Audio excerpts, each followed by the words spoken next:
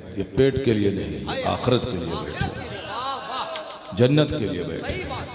यही वो लम्हे हैं जो क़यामत के दिन आपको बताएंगे कि काश इतना कम नहीं और ज़्यादा टाइम दिया होता तो आज खुदा के यहाँ तेरा मर्तबा कितना बुलंद हो गया होता।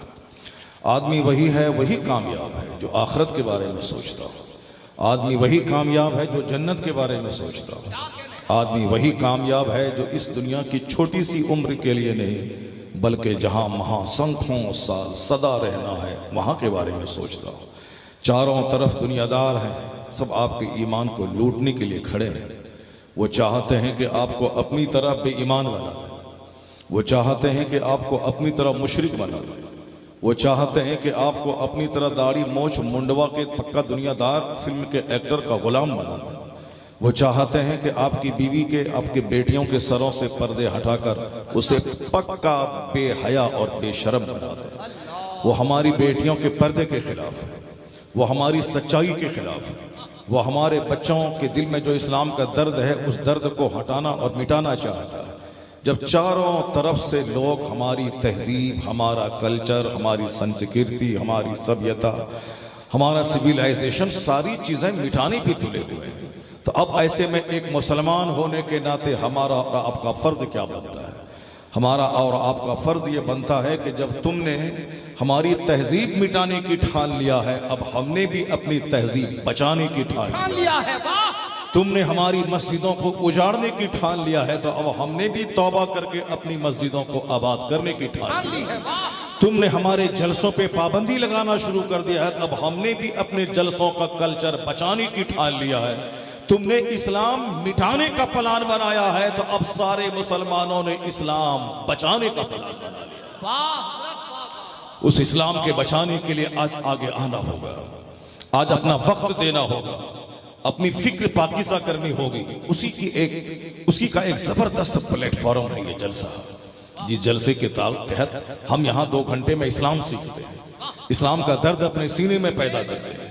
हम अपनी बेटियों और अपने बच्चों और अपने सारे अफराद को हम बताना चाहते हैं कि दुनिया की वो लग्जरियस लाइफ जिसकी तरफ ये काफिर दावत दे रहे हैं, वो तुम्हारी दुनिया भी चौपट करेंगे, वो तुम्हारी आखिरत भी बर्बाद करेंगे। बिरयानी खाने में तो वक्ती तौर पर अच्छा लगता है, लेकिन उसका असर है कि आदमी का मैदा खराब हो जाता है।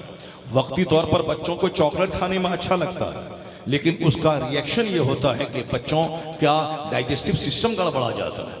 वक्ती तौर पर शराब पीने में कुछ लोगों को अच्छा लगता हो, मगर उसका रिजल्ट है कि आदमी का लंग्स और फेफड़ा खराब हो जाता है। वक्ती तौर पर आदमी को लगता है कि ठंडा पानी पीने में मजा आ रहा है, लेकिन उसका असर, उसका जो है नतीजा होता है वो गर्म होता है। वक्ती तौर पर लगता है कि साहब मैं फिर गले तक खा लूं, उसका अंजाम बदहजमी, इंडाइजेशन की सूरत में होता है। पता ये चला कि दुनिया में जिन जिन चीज़ों में लज्जतें ज़्यादा हैं, जिन जिन चीज़ों में ज़्यादा साहब में टेस्टफुल जो चीज़ें हैं, वो सारी चीज़ें सेहत के लिए भी मुज़िर है। वो अक्सर चीज़ें हमारी ज़िंदगी के आराम के लिए मुज़िर है। तो ख्वाहिशात हमें गुलाम बना देती है, हमें जहन्नम का रास्ता दिखाती है। आका इस्लाम फरमाते हैं अल क़य्यसु मन दाना नफ्सा व अमिल लिमा बअदल मौत। अक्लमंद है वो जो अपनी ख्वाहिशात को दबाता रहे, अपने नफ्स को मारता रहे और मरने के बाद जो हकीकी दुनिया है वहां के लिए अमल करता रहे। अक्लमंद वो है जो वो नहीं जो ख्वाहिशात की गुलामी करे। अक्लमंद वो नहीं है जब तक मन चाहा सोता रहे। अक्लमंद वो नहीं है जितना मन चाहा खाता रहे। अक्लमंद वो नहीं है जितना चाहा दोस्ती और मटर गश्ती करता रहे। अक्लमंद वो है जो नफ्सानी ख्वाहिशात को मारता रहे, नफ्सानी ख्वाहिशात को दबाता रहे, नफ्सानी ख्वाहिशात की मुखालफत करता रहे और आखिरत के लिए अमल करता रहे। तो इस हदीस रसूल की रोशनी में अगर कोई 1 खरब रुपए का घर बना रहा है, 1000 एकड़ जमीन खरीद रहा है, बंबई में करोड़ों की फैक्ट्री डाल रहा है, ये छोटा सा काम कर रहा है, लेकिन अगर कोई सजदा कर रहा है, अगर कोई नमाज पढ़ रहा है, अगर कोई खुदा का जिक्र कर रहा है, कोई जलसे में आकर मजहब इस्लाम सीख रहा है, कोई कुरान पाक की तिलावत कर रहा है, तो इस हदीस की रोशनी में सबसे बड़ा अक्लमंद है वो जो बिल्डिंग नहीं बल्कि जन्नत में अपना महल ताबीर कर रहा है। जन्नत में अपना महल तामीर कर रहा। हमने अक्लमंद किसको कहा? हमने अक्लमंद उसको कहा जो बिल्डिंग बना रहा है। अक्लमंद वो है जो साहब सऊदी अरब में जाके जॉब कर रहा है। अक्लमंद वो है जो 2-4-10 गाड़ियां खरीद रहा है। अक्लमंद है वो जो 2-4-10 सिनेमा हॉल बना रहा है। अक्लमंद है वो जो साहब 2-4-10 फैक्ट्री डाल रहा है। ये हम जैसे कमजोरों की सोच है, लेकिन अल्लाह कहता है कद अफलहा मन तज़क्का, वह कामयाब हो गया जिसने अपने आप को सुथरा कर लिया, अपने आप को गुनाहों से बचाया। तो हमारी कामयाबी आज है कल खत्म, मकान आज है कल गिर जाएगा, फैक्ट्री आज है कल बिक जाएगी, जवानी आज है कल बुढ़ापे में तब्दील हो जाएगी, आज सेहत है कल बीमारी में बदल जाएगी, आज माल है कल मैं फकीर हो जाऊंगा। आए दिन दुनिया देख रही है किस तरह मालदार गरीब हो रहे हैं, बादशाह का बेटा फकीर हो रहा है और फकीर का बेटा बादशाह हो रहा है। वह कौन है जो एक बादशाह के बेटे को फकीर बना देता है? वह कौन है जो फकीर के बेटे को सिंहासन और राजगद्दी अता कर देता है? वह कौन है जो नमरूद जैसे जालिम को मामूली मच्छर से तबाह व बर्बाद कर देता है?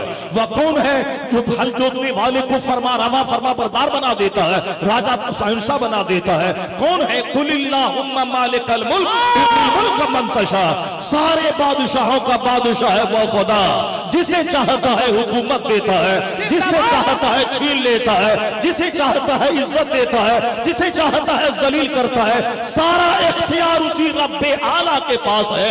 बंदा वो नहीं जो अपनी चलाए, बंदा वो है जो रब की चलने दे और रब की मर्जी के मुताबिक जिंदगी गुजारे। तो फिर अल्लाह उसे यहाँ भी इज्जत देगा, सेहत तंदुरुस्ती देगा, मरने के बाद उसे मुस्तफा की जन्नत अता फरमाए। नारे तकबीर, नारे रिसालत, पैगाम इस्लाम।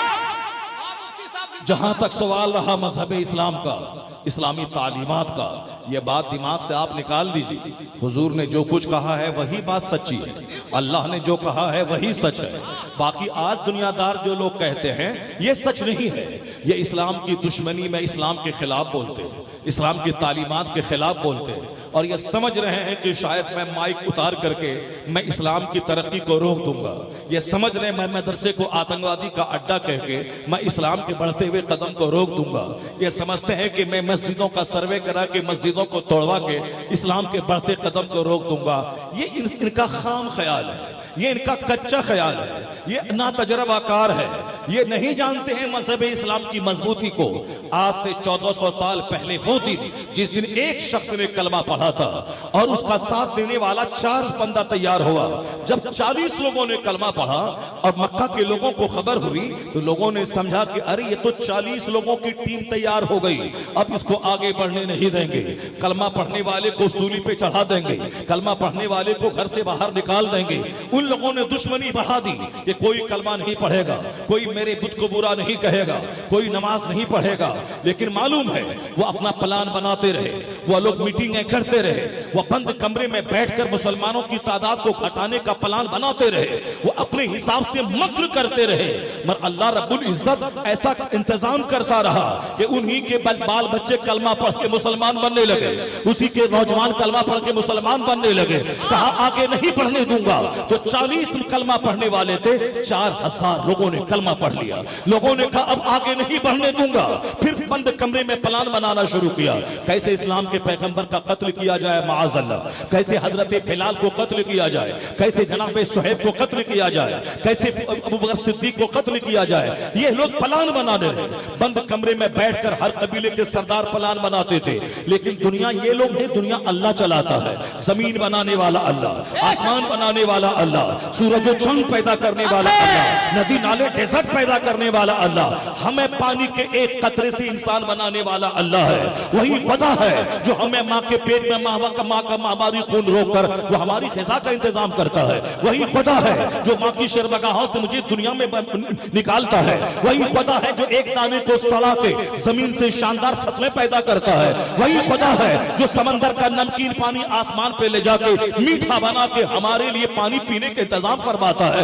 वही खुदा है जो हमें समंदर की मछलियां देता है, वही खुदा है जो हमें जानवरों परिंदों का गोश्त देता है, वही खुदा है जो हमें रोटी और चावल देता है, वही खुदा है जो हमें औलाद देकर के आंखों की ठंडक देता है, वही खुदा है जो औरतों को मेरे लिए पैदा करके हमारी तसल्ली का सामान पैदा करता है, वही खुदा है जो हमें इंसानी समाज देता है, वही खुदा है जो हमें फसलें देता है, हमें फल फ्रूट्स देता है, हमें चाय देता है, हमें दूध देता है, हमें सेब अनार देता है, हमें आलू देता है, हमें बैगन देता है, हमें खीरा ककड़ी देता है। कौन है वेजिटेबल्स देने वाला, कौन है फ्रूट्स देने वाला, कौन है जानवरों की शक्ल में सवारी के जानवर देने वाला, कौन है आसमान से मीठा पानी गिरा के जमीन के अंदर ले जाके फिर चापाकल के जरिए हमें पीने का इंतजाम करने वाला कौन है? वही खुदा है जो सारी दुनिया चलाता है, जो इंसान को पैदा करता है, फिर दोबारा इसे मार के दोबारा जिंदा करके हिसाब लेगा। तो उस खुदा का मजहब है इस्लाम, उसका पसंदीदा मजहब है इस्लाम,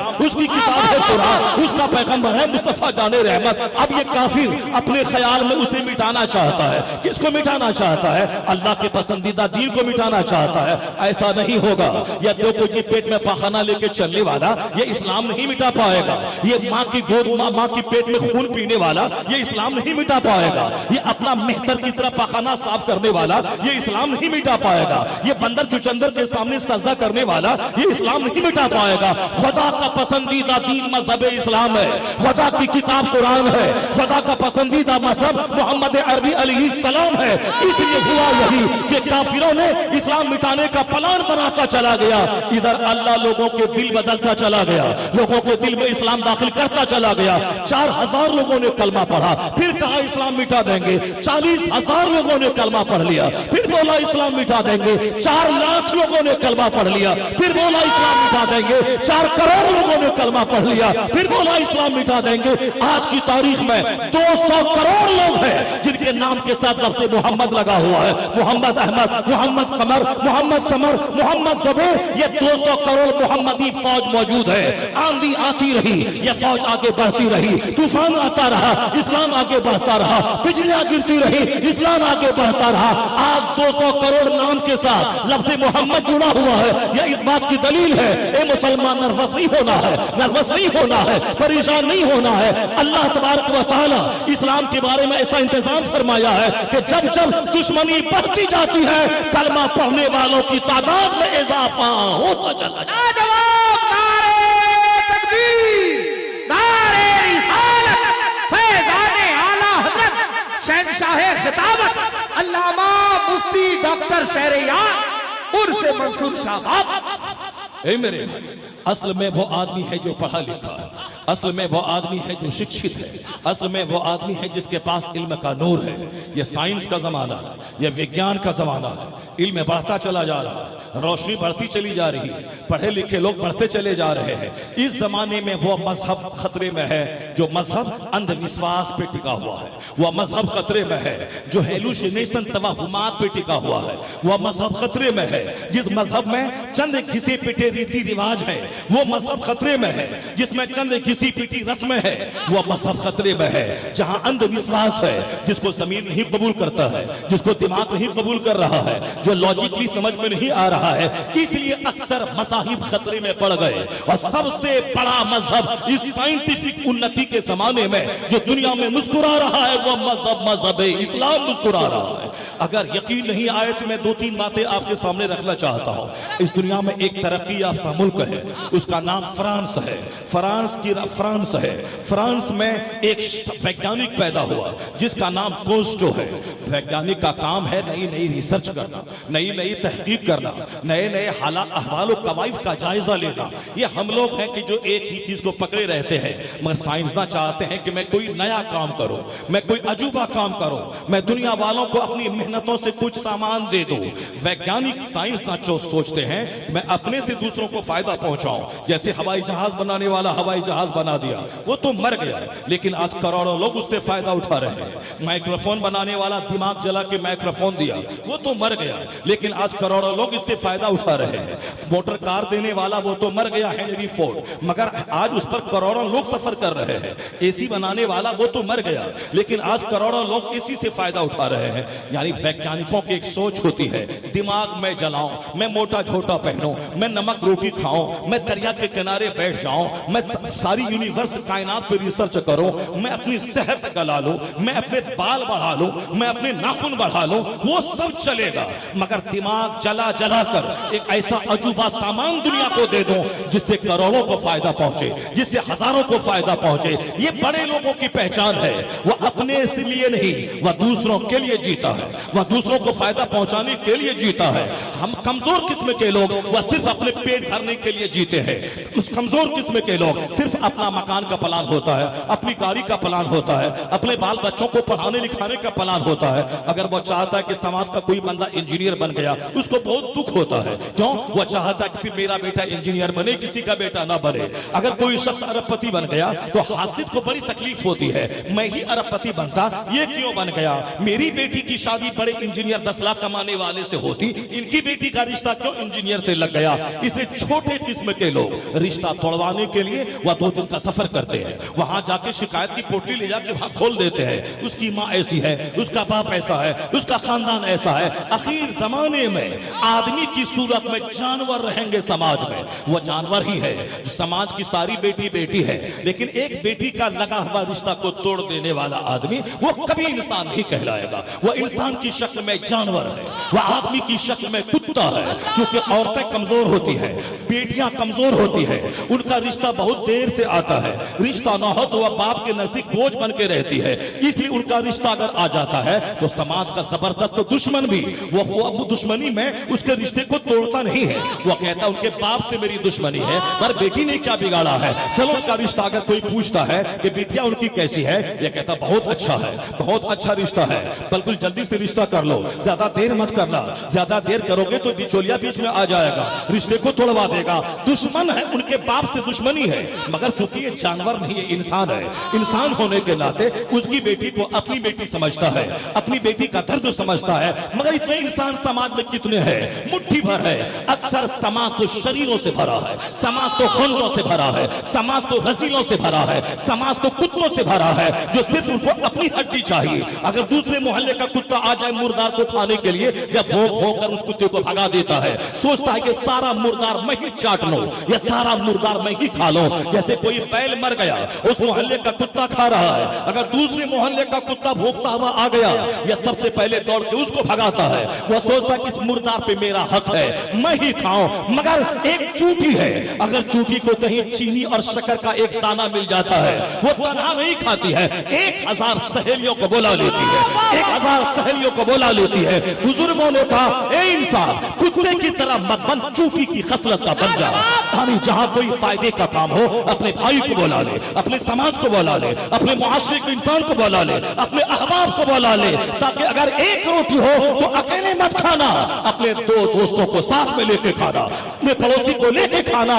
इंसान वही है, दर्द दिल के वास्ते पैदा किया इंसान को, वरना दांत के लिए कुछ कम न कर दो बयां। आदमी वही है जो अपनी आग में न जीता मरता हो, आदमी वो है जो दूसरों के लिए जीता हो, जो दूसरों को अपने से फायदा पहुंचाता हो। इसलिए आज अमेरिका कहता है the best among you is one who is profitable for other. Europe कहता है the best among you is one who is profitable for other. Hindustan के प्रधानमंत्री कहते हैं the best among you is one who is profitable for other. यानी आदमी वही है जो अपने से दूसरों को लाभ पहुंचाए, अपने से दूसरों को फायदा पहुंचाए। एक कौम मुस्लिम, दुनिया के लोग आज ये फार्मूला देते हैं, कुर्बान मेरा मुस्तफा 1500 साल पहले ये पैगाम दिया है, खैरुन नास मय्यन फौन नास, लोगों में सबसे अच्छा वो है जो अपने से दूसरों को फायदा पहुंचाने वाला हो। जहां करोड़ों दानिश्वर की नजर आज गई है, वहां मुस्तफा की नजर 1500 साल पहले चली गई। नारे तकबीर, नारे रिसालत, किरदारे Mustafa, अखलाके Mustafa, सीरते Mustafa. The best among you is one who is profitable for others. तुम में सबसे अच्छा आदमी वो है जो अपने से दूसरों को फायदा पहुंचाए, अपने से दूसरों को फायदा पहुंचाने वाला। फायदा चाहे मुस्कुरा के पहुंचाओ ताकि सामने वाले का दिल हल्का हो जाए, उनका गम सुन के फायदा पहुंचाओ ताकि उनका गम हल्का हो जाए, उनके साथ 10 कदम चल के फायदा पहुंचाओ ताकि उनको उनकी दिलजोई हासिल हो, उनकी दिलजोई हो सके। हुजूर फरमाते हैं इदखालुस सुरूर फी क़ल्बिल मोमिन अहब्बुल अमाल इलल्लाह ताला। अल्लाह के नजदीक सबसे ज्यादा पसंदीदा अमल है एक मोमिन के दिल में खुशी अता कर देना, एक मोमिन के दिल को खुश कर देना। आज इंसान की परिभाषा क्या है? अपनी जबान से दूसरों को काटना, अपनी आंख से दूसरों को डराना, अपने हाथ से दूसरों पे जुल्म करना, दूसरों को कर्ज न दे करके सताना, दूसरों को अच्छा खाना पीना खा करके दूसरों को जलील करना, यानी किसी न किसी जहत से पड़ोसी को तकलीफ पहुंचाना, अपने रिश्तेदार को तकलीफ पहुंचाना, दूसरों की सीट हड़प के तकलीफ पहुंचाना। एक बूढ़ी तड़प रही है, एक बूढ़ा तड़प रहा है, एक बीमार परेशान है, मगर ये जवान उसे हटा के खुद सीट पे बैठ जा रहा है। ये मानवता नहीं है, यह ह्यूमैनिटी नहीं है। ह्यूमैनिटी क्या है? जो दूसरों के दर्द में काम आए, जो अपने से दूसरों को सुख पहुंचाए। मुस्तफा ने क्या कहा? अहब्बुल अमाल इल्लाह ताला।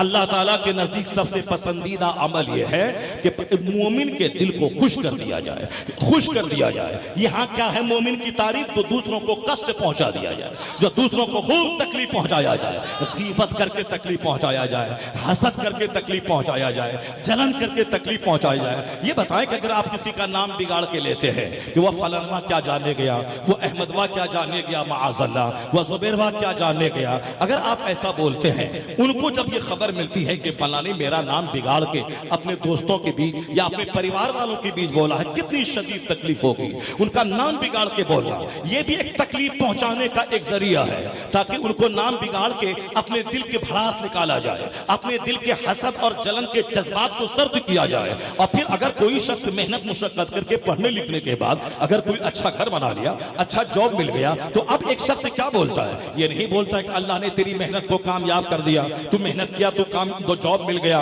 और जो मेहनत करेगा वो कामयाब होगा। जो हाथ पे हाथ धरा बैठा रहेगा वो तो चौक चौराहे पे चाय की चुस्की लेके कीमत करता रहेगा कि वह काम चोर है। जो मेहनत करेगा वो कामयाब होगा। इस दुनिया में सारा सिस्टम मेहनतों पे आधारित है। जो घर में बैठा रहेगा भिखारी होगा, जो मेहनत करेगा समंदर में गोता लगा के मछलियां मारेगा वो पैसा कमाएगा, जो गोता लगा के इल्म और हिकमत के मोती निकालेगा वो कामयाब होगा, जो जमीन में खुदाई करके फसलें पैदा करेगा वो साहब फसल के ढेर पर बैठ करके इंजॉय करेगा। जो काम चोर रहेगा, जो सिर्फ दूसरों की गीबत करेगा, दूसरों की टांग खींचेगा, वो सारी जिंदगी चेहरा उसका सूखा रहेगा। तो अब जब चेहरा सुखाने वालों की तादाद बढ़ गई, हमारे यहाँ कोई मुसीबत आ जाए वो मजाक उड़ाता है, हमारे यहाँ कोई आराम का मौका आ जाए फिर वो मजाक उड़ाता है। इनका बाप तो मजदूरी करता था, इनका बाप तो दूसरों के घर में काम करता था, इनकी माँ तो दूसरों के घर में पोछा लगाती थी। ये सारी बातें क्यों होती हैं? ताकि उनको अपने हसद और जलन की आग को बुझाने की कोशिश की जाए और उस सामने वाले को कष्ट पहुंचाया जाए। किस किस तरह नहीं लोग कष्ट पहुंचाते हैं?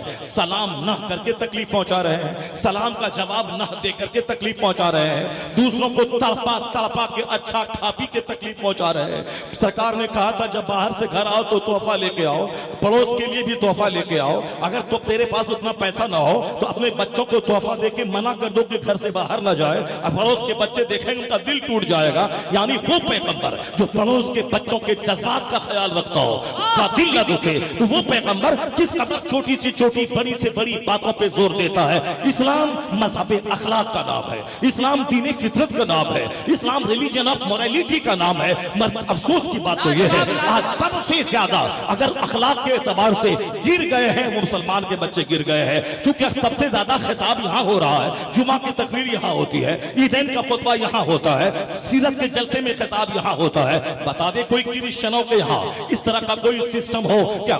डेली रोजाना 5 टाइम नमाज की तरह कोई इबादत का सिस्टम हो, या वीकली जुमा की तरह कोई सिस्टम हो, या ईयरली ईद और बकरीद की तरह कोई सिस्टम हो? कोई सिस्टम नहीं है। वो न किसी न हिंदूज के यहाँ है, न जूस के यहाँ है, न क्रिश्चियन के यहाँ है। ये सारा सिस्टम के वीकली 5 बार अल्लाह के सामने हाजिर होना है, ये नमाज की सूरत में इस्लाम के यहाँ है। वीक में जुमा का एक दिन हफ्ते में जुमा की नमाज पढ़ने पूरी जमात के साथ मुसलमान मस्जिद में जमा होंगे। 5 वक्त की नमाज कोई खेत में पढ़ लिया, कोई हवाई जहाज पे पढ़ लिया, कोई ट्रेन में पढ़ लिया। जुमा की नमाज एक बड़ी जमात के साथ मस्जिद में अदा करें, जामा मस्जिद में अदा करें। इस्लाम की हैबत दूसरों के दिल पे कायम हो जाए और उस दिन खिताब किया जाए, लोगों को दीन समझाया जाए ताकि लोग इस्लाम को सीखें। जुमा का खुतबा फर्ज है, ईदैन का खुतबा वाजिब है, ईद बकरीद में साल में 2 खिताब। इतना लंबा खिताब हो कि एक दिन तकरीर सुने, साल के 360 दिन उस तकरीर का असर आदमी की जिंदगी में दिखाई पड़े।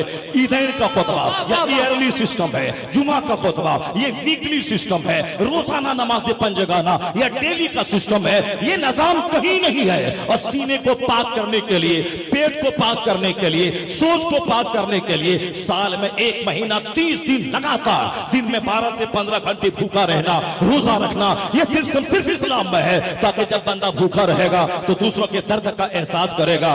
बंदा भूखा रहेगा तो किडनी को भी आराम मिलेगा, पेट को भी आराम मिलेगा, गुर्दे को आराम मिलेगा, छोटी आंत बड़ी आंत को आराम मिलेगा। ये बंदे का अंदर का जितना कैंसर का मवाद है वो सड़ गल जाएगा। यह रोजा आदमी को जन्नत भी दिलाता है, यह रोजा आदमी को सेहत भी देता है, यह रोजा पूरी दुनिया में इबादतों का माहौल पैदा कर देता है ताकि सारे मुसलमान एक टाइम पे इफ्तार करें, एक टाइम पे सहरी करें, तरावी की नमाज पढ़ें और 12-15 घंटे तक रोजा रखकर एक लंबी इबादत करें। नमाज पढ़ने में 10 मिनट लगते हैं, हज करने में 3 दिन लगते हैं, मगर रमजान का रोजा है ये जब तक बंदा इफ्तार सहरी करके इफ्तार न करे पूरे 12 घंटे तक वह इबादत में है, 12 घंटे तक इबादत में है। वह सोया है फिर भी रोजेदार है, वह बाथरूम में जाए फिर भी रोजेदार है, वो साहब को बस खा रहा, वो साहब अब सोया हुआ फिर भी रोजेदार है। एक ऐसी इबादत जो हमारी सोच पाकीज़ा करती है, जो हमारे जिस्म को पाकीज़ा करती है, उस इबादत की शक्ल में रोजा जैसी इबादत इस्लाम ने मुसलमानों को अता फरमाया है। तो हज का सिस्टम जिंदगी में एक बार दुनिया के सारे काले गोरे, अमीर गरीब, अरबी अजमी, दुनिया के 200 से शायद ममालिक के लोग तमाम ज़बान के इख्तलाफात की दीवारों को तोड़कर, तमाम अपने इलाके की दीवारों को तोड़कर, तमाम बिरादरी की दीवारों को तोड़कर सारे के सारे खाने काबा के इर्द गिर्द चले जाए। जिस तरह एक धुरी के इर्द गिर्द पहिया घूमता है, उसी तरह सारे लोग खाने काबा के इर्द गिर्द चक्कर लगाए, वहां की बरकतें हासिल करें। मैदान अरफात में कई करोड़ मुसलमान जमा हो जाए, एक लिबास हो, एक बगैर सिली चादर, बगैर सिली हुई लुंगी, नंगे पांव, नंगा सर खुदा की बारगाह में रहे। अमरीकी भी रहे, हिंदुस्तानी भी रहे, यूनानी भी रहे, चीनी भी रहे, जापानी भी रहे, सारी दुनिया के लोग एक प्लेटफॉर्म पे आ जाए ताकि दुनिया देख ले एक आदम की औलाद है, जबान अलग है मगर मरकज एक है, केंद्र एक है, ये सब के सब गुलामे मुस्तफा है। एक नारा, एक जबान, एक मेंबर, एक प्लेटफॉर्म, एक खुदा, एक रसूल, ताकि दुनिया जान ले कि भले कोई गरीब अमीर रहे अपने मुल्क में, अंग्रेजी बोले, हिंदी बोले, मगर ये सब खुदा के बंदे हैं, मुस्तफा के गुलाम। लाजवाब नारे तकबीर, नारे रिसालत, फैज़ाने आला हज़रत मज़हब इस्लाम अल्लामा मुफ्ती शहरियार खान। न नमाज का सिस्टम किसी के पास है, न ज़कात का सिस्टम किसी के पास है, न रोजे का सिस्टम किसी के पास है, न हज का सिस्टम किसी के पास है। ये साल में 1 लाख रुपए हैं तो 2500 रुपए अपने गरीब भाई के लिए निकाल दे। 1 करोड़ है तो 2.5 लाख रुपए अपने गरीब भाइयों को दे दे ताकि खुद तू अपनी आग पानी में जिंदा न रह, तेरे माल से गरीबों का भला हो, उनके चूल्हे में आग सुलग जाए। जमीन से अल्लाह फसलें देता है, अगर उसमें से फसल पैदा आसमान के पानी से हुआ तो 10 केजी में 1 केजी गरीबों का हक निकाल दे, 20 केजी में 1 केजी गरीबों का हक निकाल दे। अगर तूने पानी खरीद की सिंचाई की है, मकई की फसल हो, गेहूं की फसल हो, चाहे बाजरे की फसल हो, जौ की फसल हो, जो भी फसलें जमीन से पैदा हो उसका हक गरीबों का निकाल दे। ये कौन है जो गरीबों की फिक्र किया है, समाज को सिमिलरिटी, समानता के धागे में बांध दिया है? वह कानून ज़कात है जिसकी वजह से आज अनाथ पाले जाते हैं, गरीब पाले जाते हैं, यतीम पाले जाते हैं, मिस्कीन पाले जाते हैं, समाज की बेवाओं की खबरगिरी की जाती है, समाज के माजूरों का इलाज करवाया जाता है। ये हजारों मदरसे, ये लाखों यतीम खाने जो चल रहे हैं, ये इस्लाम के कानून ज़कात का फैजान है। जिससे यतीम खाने चल रहे हैं, जिससे साहब अनाथ पल रहे हैं, जिससे यतीम पल रहे हैं, इसी कानून ज़कात को देखकर दूसरे लोगों ने भी अनाथालय बनाया, ऑर्फेनेज बनाया, यतीम खाना बनाया, उन लोगों ने भी बनाया ताकि मालदारों से पैसे लिए जाए और गरीब बच्चों पे खर्च किया जाए, लोगों से पैसे लिया जाए, अनाथों पे खर्च किया जाए। ये सिस्टम किसने दिया है? अगर चेन्नई में अनाथालय है, वहां गरीब मालदारों से चंदा लिया जाता है, गरीबों पे खर्चा किया जाता है। बेंगलोर में अनाथालय है, मालदारों से चंदा लिया जाता है, गरीबों पे खर्च किया जाता है। बंबई में यतीम खाने अनाथालय है, मालदारों से चंदा लिया जाता है, गरीबों पे खर्च किया जाता है। यह सिस्टम अमेरिका, यूरोप में भी है, इसराइल में भी है, दूसरे सारे ममालिक में है, चाइना, जापान में है। ये बता दे, दूसरों को नोचने वाला, दूसरों का माल चोरी करने वाला, पूरी दुनिया में दूसरों को हड़प रखने का माहौल था।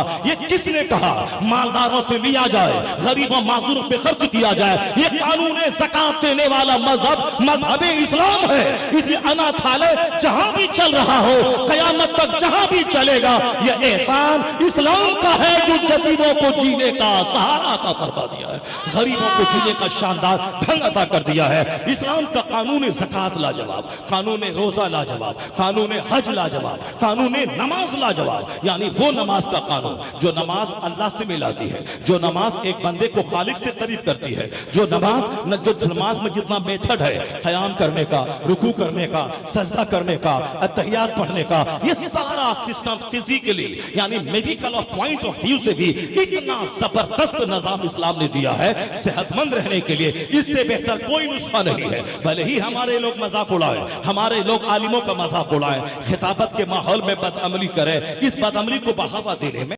अगर कोई बंदर सनीमा हाल में साहब जोकर की तरह बाल रखता है, वह सारे बच्चे जोकर की तरह बाल रखने लगते हैं। अगर फिल्म में कोई बंदरिया वह साहब फटा हुआ जींस पहनती है, हिंदुस्तान में करोड़ों औरतें उसकी फॉलो करने लगती है। अफसोस की बात तो यह है मुसलमानों की बेटियां भी उसी आंधी में बही जा रही है, उसी आंधी में बहती चली जा रही है। तो इसलिए मैं कहना चाहता हूं, अगर कोई यहूदी फटा पैंट पहना फिल्म एक्टर को अपना मॉडल मान लिया, अगर कोई यहूदी की बेटी नाचने वाली को अपना मॉडल मान लिया, वह हाफ पैंट पे आ गई, वह चड्डी पे आ गई, वह धागे पे आ गई, वह नंगी नाचने लगी, तो तुम क्यों उसकी पैरवी कर रही है?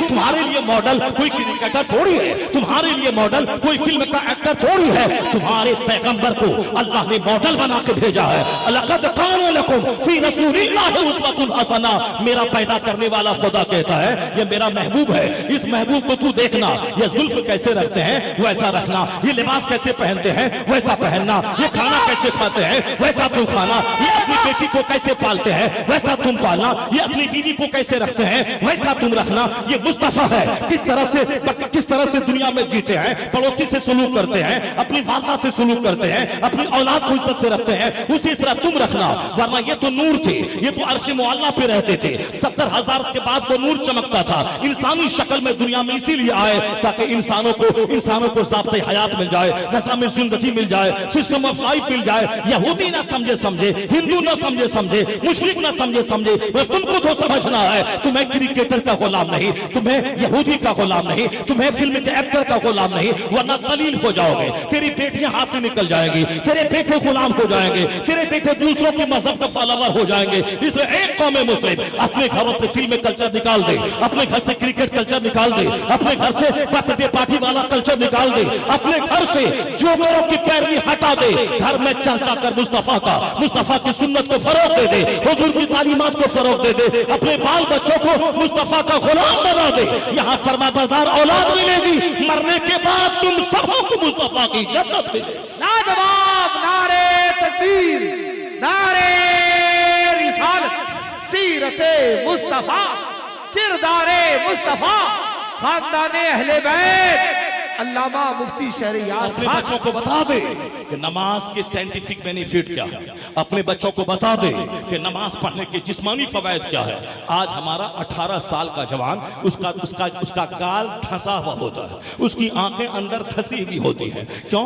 गुटखा खा खा करके उसका हाल बेहाल हो गया है। उसकी आंखें बदनिगाही करके मोबाइल में गंदी तस्वीरें देख देख करके वो उसकी आंखें अंदर धंस गई है। वो अंदर से 18 साल का जवान वह दीवार में एक फाइट मारता तो दीवार टूट जाती, मगर वो अंदर से हिजड़ा और नामर्द हो चुका है। मुश्त जनी ने उसको हिजड़ा बना दिया है, इस्लामबाजी ने उसे बर्बाद कर दिया है। गंदी तस्वीरों को देखने की वजह से आज एक अछूत लड़की समाज में 90% लड़कियां 18 साल से लेकर के 25, 30, 35 साल तक की लड़कियां, कोई ऐसी मिल जाए जिसको किसी मर्द ने ना छुआ हो, किसी मर्द ने ना देखा हो, किसी मर्द के संपर्क में वो ना आई हो, ऐसी लड़की 50 करोड़ में एक नहीं मिल पाएगी।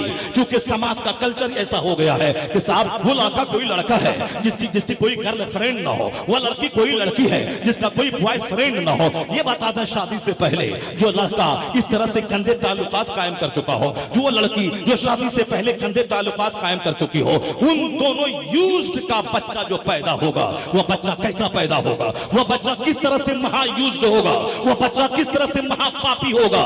यानी जो बच्चा जिना से पैदा हुआ हो, जो बच्चा माँ बाप की बदचलनी की वजह से पैदा हुआ हो, किसी तीसरे से पैदा हुआ हो, समाज चोरों से भर जाएगा, समाज डकैतों से भर जाएगा, समाज जानियों से भर जाएगा, समाज सूदखोरों से भर जाएगा। समाज इस्लाम पाकीज़गी पे जोर देता है, प्योरिटी पे जोर देता है। इस्लाम पाकीज़ा मजहब है, मेरा खुदा पाक, मेरे मुस्तफा पाक, इसलिए वो रिश्ता जो पाकीज़गी के साथ हो, जो लड़का अनटच्ड हो, जो लड़की अनटच्ड हो, अगर ये दोनों आपस में रिश्ते में बंध जाए, जो शादी से पहले सेक्स का गलत इस्तेमाल न किया हो, मालूम है यह दोनों मजबूत वालिदैन एक मजबूत औलाद पैदा करेगी, मजबूत वालिदैन मजबूत औलाद पैदा करेगी। इनका बच्चा पैदा होगा गुलाम मुस्तफा पैदा होगा, इनका बच्चा गुलाम गौस पैदा होगा, इनका बच्चा गुलाम ख्वाजा पैदा होगा। समाज चोरों डकैतों से नहीं भरेगा, क्योंकि कुदरत का कानून है, जैसी जमीन वैसी फसल, जैसा दरख्त वैसा फल। जब बाप होता है जाहिद सैयद गयासुद्दीन जैसा और माँ होती है रात भर मुसल्ले पे बैठने वाली, तब बेटा 90 लाख काफिरों को कलमा पढ़ाने वाला मोइनुद्दीन अजमेरी जन्म लेता। जिंदाबाद। अरे मुफ्ती साहब लाजवाब, क्या खिताब हो रहा है, वाह वाह वाह। ए मेरी कौम, आज समाज जो है जहां जिस राह पे खड़ा है, आज सिर्फ दौलत कमाने के जुनून को दिमाग से हटा दे।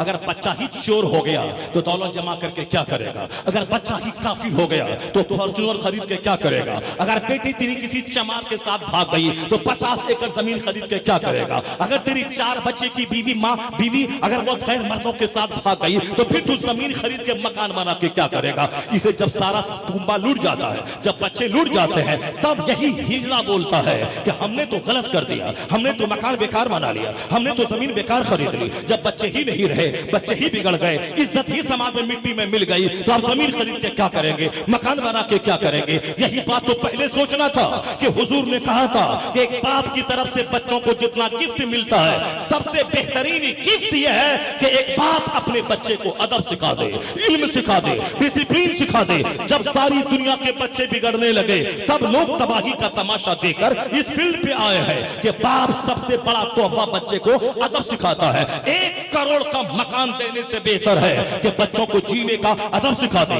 कैसे जीना है, कैसे खाना है, कैसे कमाना है, कैसे किस रास्ते में माल खर्च करना है। एक डिसिप्लिन सिखा देना 1 खरब के मकान से बेहतर है। अमेरिका आज बोल रहा है, चाइना आज बोल रहा है, इंडिया आज बोल रहा है, मगर मेरे मुस्तफा 1400 साल पहले कहे हैं, मा मिन मौलूदिन यानी फरमान हला मान हला वालिदुन वलदहु मिन नुहलिन अफज़ल मिन अदबिन हसन। एक बाप अपनी औलाद को जितना गिफ्ट देता है, अच्छा अदब सिखाने से बेहतर कोई गिफ्ट नहीं है, कोई तोहफा नहीं है। तो जहां वैज्ञानिकों की नजर आज गई है, वहां मेरे मुस्तफा की नजर 1500 साल पहले गई है। मुस्तफा चाहते कि मेरी बेटी बाहया हो, मुस्तफा चाहते कि मेरा बेटा बाहया हो। हुजूर चाहते कि हमारे समाज में गरीबी रहे मगर अमन रहे, चैन रहे, मोहब्बत का माहौल रहे, सारे लोग मोहब्बत के साथ रहे। यहाँ खरबों का घर है, दिल उजड़ा हुआ है, सब एक दूसरे से अलग है, सब पीठ में खंजर ठोकने को तैयार है। आज समाज में दिल नहीं लग रहा है। दौलत रख के क्या करेगा जब मोहब्बत रहो? दौलत रख के क्या करेगा जब एक दूसरे की हमदर्दी ना हो? 50 खरब कमा के क्या करेगा जब समाज के सारे लोग तेरे दुश्मन है? समाज में तू चैन से नहीं रह रहा है। इस्लाम इसी पे जोर देता है, मकान बनाने से पहले किरदार बना ले, कैरेक्टर बना ले। ये कहना कि हम गांव छोड़ के चले जाएंगे, यहाँ लोग अच्छे नहीं रहे, अब यहाँ से मैं भुवनेश्वर चला जाऊंगा, भुवनेश्वर में लोग अच्छे नहीं रहे, मैं छोड़ के कलकत्ता चला जाऊंगा, कलकत्ते में लोग अच्छे नहीं रहे, अब मैं बंबई चला जाऊंगा। कहां तू नाचता रहेगा, कहां नाचेगा? जाजपुर छोड़ के भुवनेश्वर जाएगा, भुवनेश्वर में भी इंसान ही है, वहां तू अपना अखलाक नहीं बदलेगा, सोचेगा सब मुझको सलाम करें, मुझसे प्यार करें, और तुम जानवर की तरह हो, तुम किसी को ना प्यार दो, न किसी को तुम सलाम करो, न किसी से मिलने के लिए जाओ, सिर्फ तमन्ना लगा के बैठो कि सब मेरे पास आए। तो भुवनेश्वर में भी कोई ऐसा नहीं मिलेगा जो तुमको अपनी तरफ से सलाम करे, अपनी तरफ से प्यार करे, अपनी तरफ से तेरे पास आए। इसी तरह का कलकत्ता में होगा, वहां छोड़ के बंबई जाएगा, वहां भी ऐसे ही लोग रहेंगे। फिर बंबई छोड़ के तू लंदन चला जाएगा, लंदन में भी वहां सारे इंसान ऐसे मिलेंगे। क्यों बदलता है? क्यों शहर शहर बदल रहा है?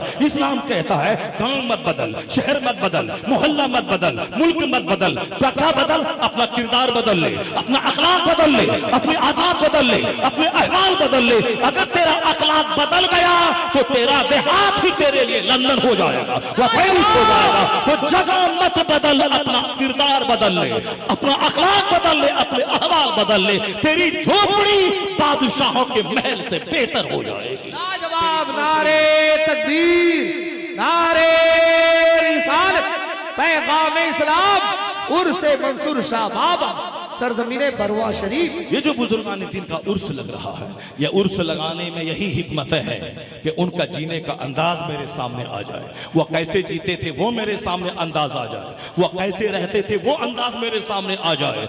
आज बादशाह फकीरों की चौखट पे आके बोसा देते हैं। आखिर वो कैसे जीता था, आखिर वो कैसे रहता था। आज तो मेरा अपना पड़ोसी मेरा दुश्मन है, मेरे गांव के सारे लोग मेरे दुश्मन है, मगर ये फकीर जहां 50 गांव के लोग आ रहे हैं, ये फकीर जहां हजारों लाखों लोग आ रहे हैं। नहीं देखा आपने बरेली में 35 लाख से ज्यादा लोग उर्स रज़वी के मौके पे जा रहे हैं। नहीं देखा आपने अजमेर में, वहां साहब सालाना हाजिरी 1 करोड़ से ज्यादा लोगों की हो रही है। नहीं देखा आपने धामनगर शरीफ में, वह फकीर जो हमेशा कभी बिहार में, कभी उत्तर प्रदेश में, कभी बंबई में, कभी जेल में, कभी ट्रेन में, कभी सऊदी अरब में, जहां रहा मसले के आला हजरत की धूम मचाता रहा, अखलाक की मोहम्मदी का मुजाहरा करता रहा, जहां बदअकीदगी के खिलाफ लड़ता रहा, जीता रहा। वो हमेशा शहर शहर जाते रहे मुस्तफा का दीन फैलाने, मुस्तफा का दीन बचाने, लोगों का ईमान बचाने। तो सारी जिंदगी बिहार बंगाल किया और जेल किया और हमेशा एक दर्द लेके फिरते रहे।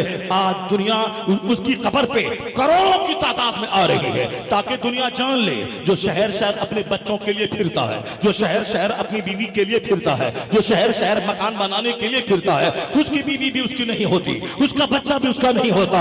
लेकिन जो शहर शहर फिरता है अल्लाह के लिए, अल्लाह के दीन के लिए, अल्लाह का मजहब बचाने के लिए, मुस्तफा के दीन की खिदमत के लिए, वो अपने बाल बच्चा रहे ना रहे, उसका अपना बेटा रहे ना रहे, अल्लाह करोड़ों लोगों के दिलों में उसकी मोहब्बत डाल देता है। साफ लफ्जों में मुजाहिद मिल्लत का कोई बेटा नहीं था, लेकिन आज लाखों बेटा उनकी कब्र पे फातिहा पढ़ रहा है, ताकि दुनिया जान ले जो सिर्फ बाल बच्चों के लिए मरता है उसका कोई नहीं होता, और जो दीन के लिए मरता है, जो मसलक के लिए मरता है, उसका अपना हो या ना हो, अल्लाह लाखों दिलों में उसकी मोहब्बत अता कर देता है। लाजवाब, नारे तकबीर, नारे रिसालत, फैज़ाने औलिया इकराम।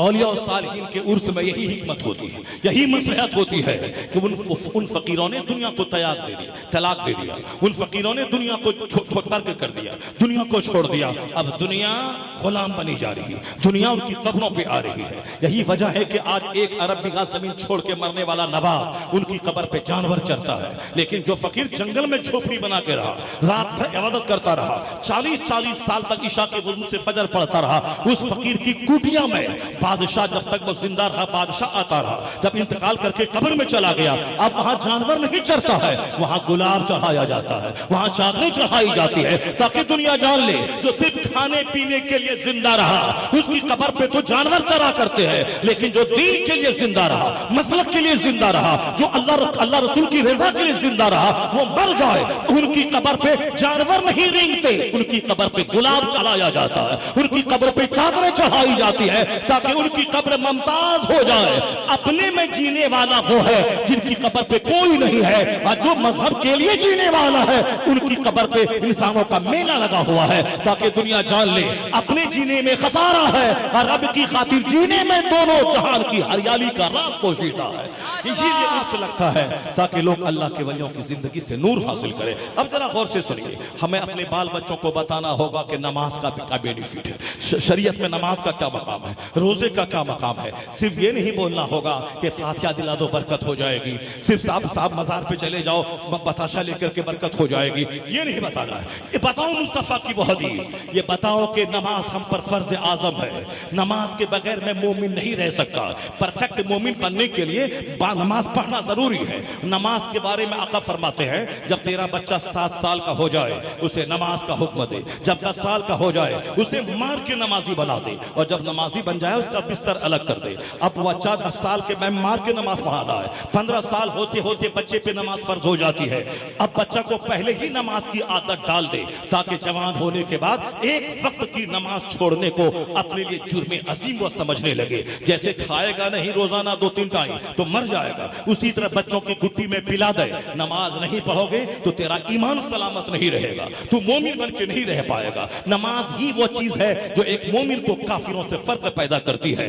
बैनल अब्दे वल कुफ्र तर्कुस सलाह, एक मोमिन और काफिर के दरमियान जो चीज फर्क पैदा करती है ये तर्क सलात है। नमाज पढ़ने वाला मोमिन, नमाज छोड़ने वाला वो परफेक्ट मोमिन हो ही नहीं सकता है। नमाज पंजगाना फर्ज आजम है ताकि बच्चा खेत में भी जाए नमाज पढ़े, स्कूल में भी जाए नमाज पढ़े, कंपटीशन की तैयारी करे नमाज पढ़े, मेडिकल की तैयारी करे नमाज पढ़े, वो नीट निकाले नमाज पढ़े। आज जो मुसलमानों का एक बड़ा तबका जो नमाज से दूर है वो हुजूर की हदीस पर अमल नहीं करता। वो समझते जैसे हिंदुओं के यहाँ है, जब बंदा बूढ़ा हो जाता है तब वो घंटी लेके बैठता है, वो घंटी बजाता है, अब कोई काम नहीं है। उसके यहाँ कल्चर है जवान लोग मंदिर में जाए ये नहीं है, बल्कि बूढ़े लोग जाए, बूढ़े लोग घंटी बजाए। बूढ़े लोगों को कोई काम नहीं रहा था वो झाल बजाते रहे, ये उनका मजहब है। हमारा मजहब ये नहीं है। हमारा मजहब कहता है तेरी पैदाइश हुई है, पैदाइश का मकसद ही अल्लाह की इबादत करना है। यह जमीन आसमान सारी चीजें तेरे लिए है और तू पैदा हुआ है रब की इबादत करने के लिए।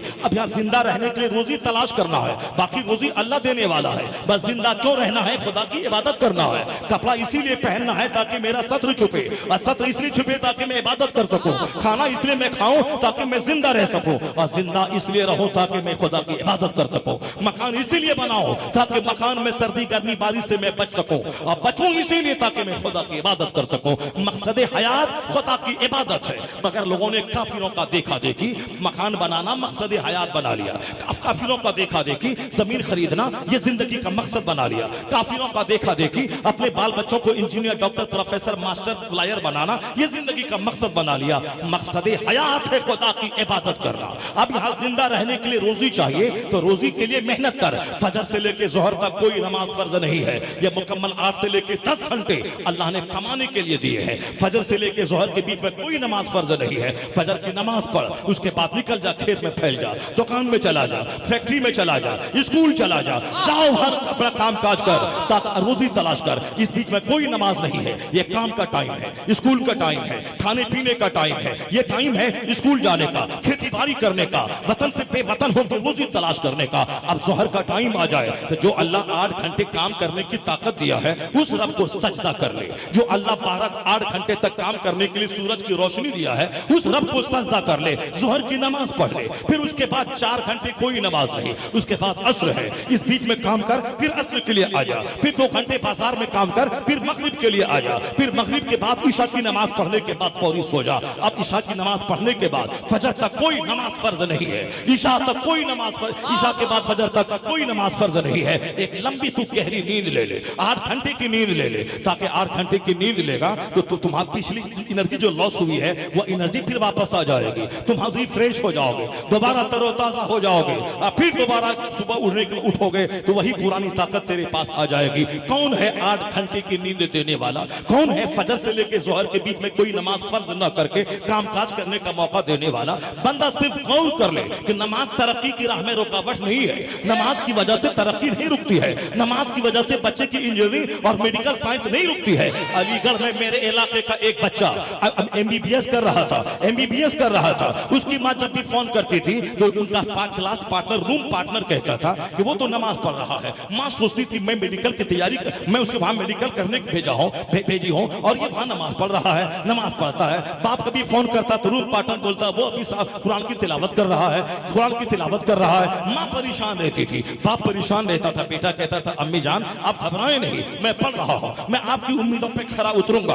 आप जो तमन्ना करते हैं कि मैं एक अच्छा डॉक्टर बनूं, मैं जरूर उतरूंगा, आप इस पर परेशान ना हो। ये बच्चा जानता था कि मैं डॉक्टर भी बन जाऊं, 50 करोड़ रुपए कमा लूं, लेकिन कितने दिन तक कमाऊंगा? 70-80 साल तक। उसके बाद मरने के बाद तो मुझको अल्लाह के यहाँ जाना है, वहां तो हिसाब देना है। फिर ये मेडिकल की तैयारी या 10 घंटे तक पढ़ाई या 18 घंटे की स्टडी हमें वहां क्या काम देगी? इसलिए हमें डॉक्टर बनना है, उसके लिए हमें 8 घंटे पढ़ना है, 10 घंटे पढ़ना है। मगर चूंकि मरने के बाद मुझको रब के पास जाना है, जहां सदा रहना है, जहां हमेशा रहना है। दुनिया में तो 70-80 साल रहना है, वहां तो मुस्तदा रहना है। इसलिए वहां रहने के लिए, वहां जन्नत जाने के लिए हमें नमाज तो पढ़ना होगा, हमें तो बुराई से बचना होगा, हमें तो निगाहों की हिफाजत करनी होगी, शर्मगाह की हिफाजत करनी होगी। वो बच्चा पढ़ता था और गुनाहों से बचता था, और जहां वक्त मिलता नमाज ज़ोहर असर मगरिब पढ़ता था। माँ बाप परेशान थे, ये क्या करेगा, लेकिन मालूम होना चाहिए कि वो बच्चा जब रिजल्ट निकाला, पूरे कॉलेज में सबसे टॉप रिजल्ट निकाला। क्यों? दूसरे के पास सिर्फ मेहनत थी, मगर इनके पास मेहनत भी थी और सजदा की बरकत भी थी। सजदा की बरकत थी तो दूसरे लोग 18 घंटे मेहनत करें, उनके पास मेहनत है, लेकिन जो 18 घंटे मेहनत करें वो सजदा भी करें, अल्लाह के रब्बुल इज्जत के हुजूर सजदा करें, इधर से खुदा की मदद पहुंचेगी, उधर से उसकी मेहनत चलेगी, तो दूसरी कौमें बाद में कामयाब होंगी। मुस्तफा का गुलाम पहले कामयाब होगा। दूसरों के पास मेहनत है, उसके पास सजदा की बरकत नहीं है, नमाज की बरकत नहीं है। इसलिए वो बच्चे हमारे लुच्चे लफंगे जो मेडिकल कर रहे हैं, नमाज गायब है, और इंजीनियरिंग कर रहे हैं, नमाज गायब है। यही वजह है कि 1 करोड़ में एक बच्चा कामयाब इंजीनियर बनता है। वो भी इक्का दुक्का काफी लोग भी बनते हैं, ये भी बनता है। एक कामयाब इंजीनियर हर मुसलमान के घर में होना चाहिए, कामयाब डॉक्टर हर मुसलमान जो खाते पीते सबके घर में होना चाहिए, एक अच्छा IAS ऑफिसर हर गांव में होना चाहिए, एक अच्छा एडमिनिस्ट्रेटिव ऑफिसर हर गांव में होना चाहिए। लेकिन कैसे होगा? किसी के पास नमाज है तो मेहनत नहीं है, किसी के पास स्कूल कॉलेज की पढ़ाई है तो नमाज नहीं है। यहाँ हमारे यहाँ 2 तबका हो गया, एक वो है जो खालिस दरगाहों में बैठा हुआ है, कोई आए और चादर चढ़ाए 10 टका दे दे, अब वो हाथ में झाड़ू है उसको मारता है, चाहे 10 रुपया दे दे, मुजाविर बना बैठा है। वो साहब कबर की चादर बेच के खाने वाला बन के बैठा है। अजमेर में जाके देखे जवान लड़का, गोरा नारा लड़का, वह मुजाविरों का बेटा, जिसको IAS ऑफिसर बनना था, जिसको आर्मी में जाना था, जिसको जज बनना था, जिसको समाज की सेवा करनी थी, समाज की खिदमत करनी थी, वो मुजाविर बन के बैठ गया है। वो साहब पकड़ के लाता है, रजिस्टर में नाम लिखवाता है और 2 पैसे लेता है, उसी में खुश हो जाता है। और रोजाना हजारों लोग आते हैं, 2-4 पैसे मिल गया तो एक मकान 2-4 साल में खरीद लिया, मस्त रहता है, मैंने मकान खरीद लिया, यानी मकान खरीद लिया, मस्त हो गया। समाज की सेवा कौन करेगा? और जज की कुर्सी पे बैठा है गैर, पुलिस में बैठा है गैर, आर्मी में बैठा है गैर, DM की कुर्सी पे बैठा है गैर, और जब तेरा मामला वहां जाता है वो तुम्हारी दाढ़ी का मजाक उड़ाता है, तेरे सजदे का मजाक उड़ाता है। वो साहब अपने दिल में जो इस्लाम के ताल्लुक से दुश्मनी है उसकी वह भड़ास निकालता है। वो चाहता है कोई ऐसा लिंक लगा दे जिससे इसकी मस्जिद खतरे में पड़ जाए, इनका मदरसे खतरे में पड़ जाए, कानूनी तौर पर इनको लाचार और बेचारा में बना दो। आज जरूरत है कि तेरा बच्चा जज बने, तेरा बच्चा बैरिस्टर बने, तेरा बच्चा लायर बने, और फिर वो लायर काफिरों की तरह लायर न बने, नमाज छोड़ के न बने, रोजा छोड़ के न बने, ज़कात छोड़ के न बने, बल्कि नमाजी लायर बने, नमाजी डॉक्टर बने, नमाजी इंजीनियर बने, नमाजी मास्टर बने, ताकि दुनिया भी साथ में रहे, आखिरत भी साथ में रहे। और जब कौम का मसला आ जाए तो उनके सीने में कौम की हमदर्दी हो, कौम की हमदर्दी हो, कौम के फलाह बहबूद का काम कर सके। इसलिए दुनिया का भी एक तरफ तबका वो है जो मजार पे चादर बेच के खाता है, और एक वो है जो पक्का दुनियादार डॉक्टर है, इस्लाम का मजाक उड़ाता है। इसलिए हम हो गए खोखला। तो आज जरूरत है मदरसे में कंप्यूटर लाना होगा, अंग्रेजी की तालीम लानी होगी, ताकि एक मौलाना अंग्रेजी बोले, कंप्यूटर चलाए, अंग्रेजी में दीन पेश करे, स्कूल कॉलेज में नौकरी करे, मस्जिद में इमामत करे, ताकि किसी जालिम ट्रस्टी के दबाव में न रहे, वो हक बात बोले, और ट्रस्टी न बोले कि कहानी बोलना, कमेटी बोलना, ये कुरान बोले, ये हदीस बोले, ये बुजुर्गान की जिंदगी बोले, क्योंकि रोजी रोटी के साथ वो जुड़ावा नहीं, मुलाजमत जुड़ी हुई नहीं रहेगी। इसलिए वो जो चाहेगा हक बोलेगा। अगर वह आधारित उसी पे रहा तो फिर मतवल्ली उसके नाक में नकील डाल के नचाएगा, वह जो चाहेगा सो बुलवाएगा। इसलिए जरूरत है मदरसे में आज अंग्रेजी तालीम जाए, सरकारी नौकरी करे, और स्कूल में जहां 97% बच्चा मेरा पढ़ रहा है, उन बच्चों के लिए जरूरी है कि वहां दीनियात का चैप्टर दाखिल हो, ताकि इंजीनियर बन के काफिर ना हो जाए, डॉक्टर बन के बच्चा काफिर ना हो जाए, डॉक्टर बन के बच्चा मेरा काफिरों की गोद में झूलने लगे, इस्लाम को बदनाम न करे। वहां दीनियात का चैप्टर रहे और यहाँ दुनियावी तालीम का चैप्टर रहे, ताकि एक मौलवी अंग्रेजी बोलने वाला मौलवी बने और एक इंजीनियर नमाजी इंजीनियर बने। फिर क्या होगा? हर तरफ इस्लाम का दबदबा होगा, हर तरफ इस्लाम की बहारें होंगी। जब इस्लाम की बहारें होंगी तो मौलवी का दफ्तर ही इस्लाम की तबलीग का मरकज ना होगा। जब एक डीएम वो खुद इस्लामिक मजाज का होगा तो डीएम का दफ्तर भी इस्लाम की तबलीग का मरकज बन जाएगा, डीएम का दफ्तर भी इस्लाम की तबलीग का मरकज बन जाएगा। इसलिए जरूरत है कि अपने बच्चों को बता दे कि दुनिया में जिंदा रहने के लिए आपको रोजी रोटी तलाश करनी होगी। दुनिया में जिंदा रहने के लिए रोजी देने वाला अल्लाह है, मगर आपको तो दुकान में बैठना होगा, आपको तो बिजनेस करना होगा, आपको तो साहब पढ़ाई करनी होगी, आपको तो नौकरी लड़के लेना होगा, कंपटीशन फेस करना होगा। तो रोजी देने वाला अल्लाह है, मगर मेहनत आपको करनी होगी। रोजी देने वाला अल्लाह है, मगर आपको दुकान जाना होगा। रोजी देने वाला अल्लाह है, मगर आपको खेत में जाना होगा। तो फिर आप आखिरत के बारे में क्यों सोच लिया कि जहां 18 घंटे मेहनत करने के बाद तब नौकरी मिलती है, तो सिर्फ बताशा पे फातिहा दिलाने के बाद जन्नत मिल जाती है, सिर्फ लोहबान सुलगाने के बाद जन्नत मिल जाती है, सिर्फ कब्र में धागा बांधने के बाद जन्नत मिल जाती है, और धागा बांधने के बाद जन्नत मिल जाती है,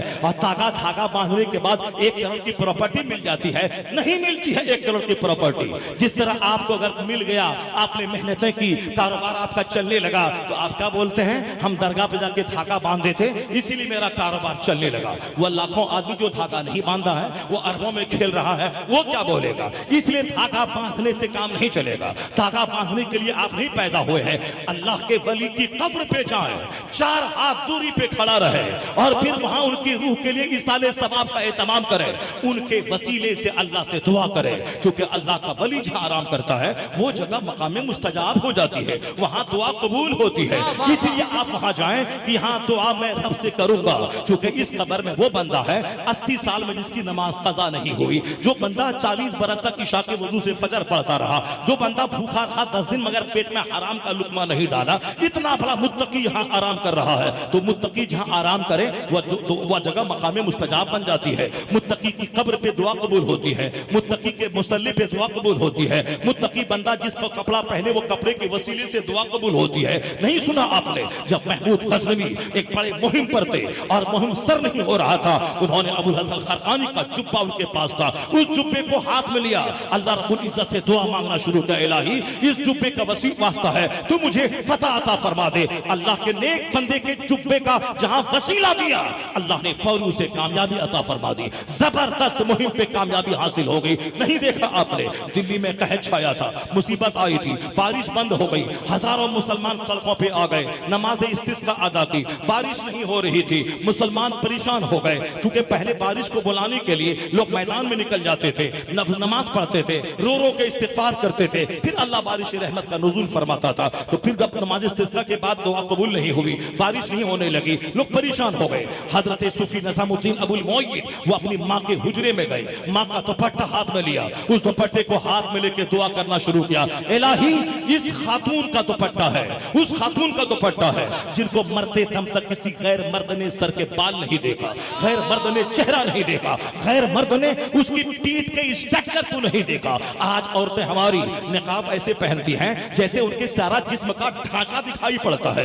औरतें पर्दे की चीज है, वो मर्दों की तस्कीन के लिए पैदा हुई है। मर्द बच्चा नहीं पैदा करता है, बच्चा औरतें पैदा करती है। इसीलिए औरतों को अलग अलग क्वालिटीज अल्लाह ने दी है, उनका चेहरा को हसीन बनाया है, उनके बदन को इस तरह का ढांचा दिया है ताकि जब बच्चा पैदा हो तो बच्चे का दूध उसको मिल सके। यानी इस तरह से औरतों का स्ट्रक्चर है। तो मर्द औरत दोनों झगड़े का बैल नहीं है, दोनों बराबर नहीं है। अगर दोनों बराबर हैं तो एक साल मर्द बच्चा पैदा करें, एक साल औरत बच्चा पैदा करें, ताकि दोनों का काम बराबर हो जाए कि तुम एक साल घर में रहो और एक साल बाहर में रहो, एक साल मैं घर में रहूं, एक साल बाहर रहो। जब दोनों का काम अलग है, दोनों के चेहरे पे चेहरे अलग है, औरतों के चेहरे पे दाढ़ी नहीं है, मर्द के चेहरे पे दाढ़ी है, फिर दोनों बराबर कैसे हो जाएंगे। औरतों की आवाज में लताफत है, मर्द की आवाज में कड़कपन है, फिर दोनों बराबर कैसे हो जाएंगे। औरतों के सर का बाल उनका हुस्न है, मर्द उस तरह बाल रखें फिर ये हिजड़ा बन जाए, नामर्द बन जाए। इसीलिए औरतों के सर पे लंबे बाल, मर्द के सर पे छोटे बाल। औरतों के सर चेहरे पे दाढ़ी नहीं, मर्द के चेहरे पे दाढ़ी।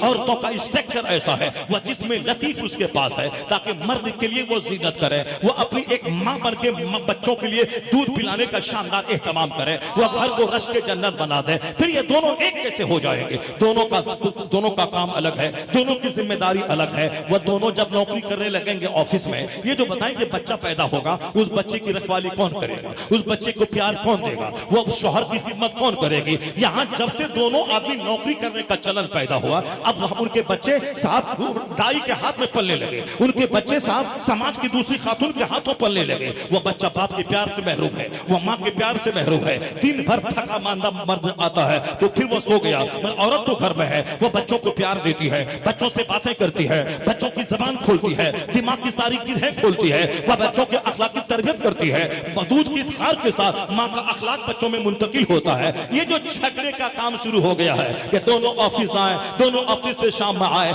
सारी जिंदगी मर जाओगे। एक बीवी का प्यार नहीं मिलेगा। एक बीवी कैसे सर में तेल लगाती है, कैसे शौहर के पांव दबाती है, कैसे अपने शौहर के दुख दर्द में काम आती है, महरूम हो जाओगे। एक बच्चा किस तरह से सीने से लिपट करके माँ की शफकत को याद रखता है, उससे भी भूल जाओगे। जिस तरह तुम आज बच्चों के लिए नहीं हो और दो पैसा कमाने के दोनों ऑफिस का रुख कर दिया, ये बच्चा भी तुम्हारा नहीं होगा, ये बच्चा दूसरों का होगा, ये बच्चा दूसरी औरतों के बाजू में झूलेगा जवान होने के बाद। यानी अखलाक की जिंदगी बर्बाद हो गई। नौकरी की चाहत, लड़की को घर से बाहर निकालने की वजह से एक मर्द में दिल नहीं लगता। 50 मर्दों का चेहरा देखा जाता है, दिल नहीं लग रहा है। यही वजह है कि 4-4 बच्चे की माँ दूसरे मर्दों से भाग रही है। पहले जमाने में औरतें जब जवान होती थी तो वो अपनी आंखें शौहर को देखती थी। जवान होने के बाद उसकी आंख शौहर का दीदार करती थी, वह शौहर को ही पूंजी समझती थी, शौहर के प्यार की भूखी रहती थी। वो अजनबी मर्दों को नहीं देखती थी, अजनबी मर्दों से दिल नहीं लगाती थी। तो उनके घर में गरीबी रहती थी,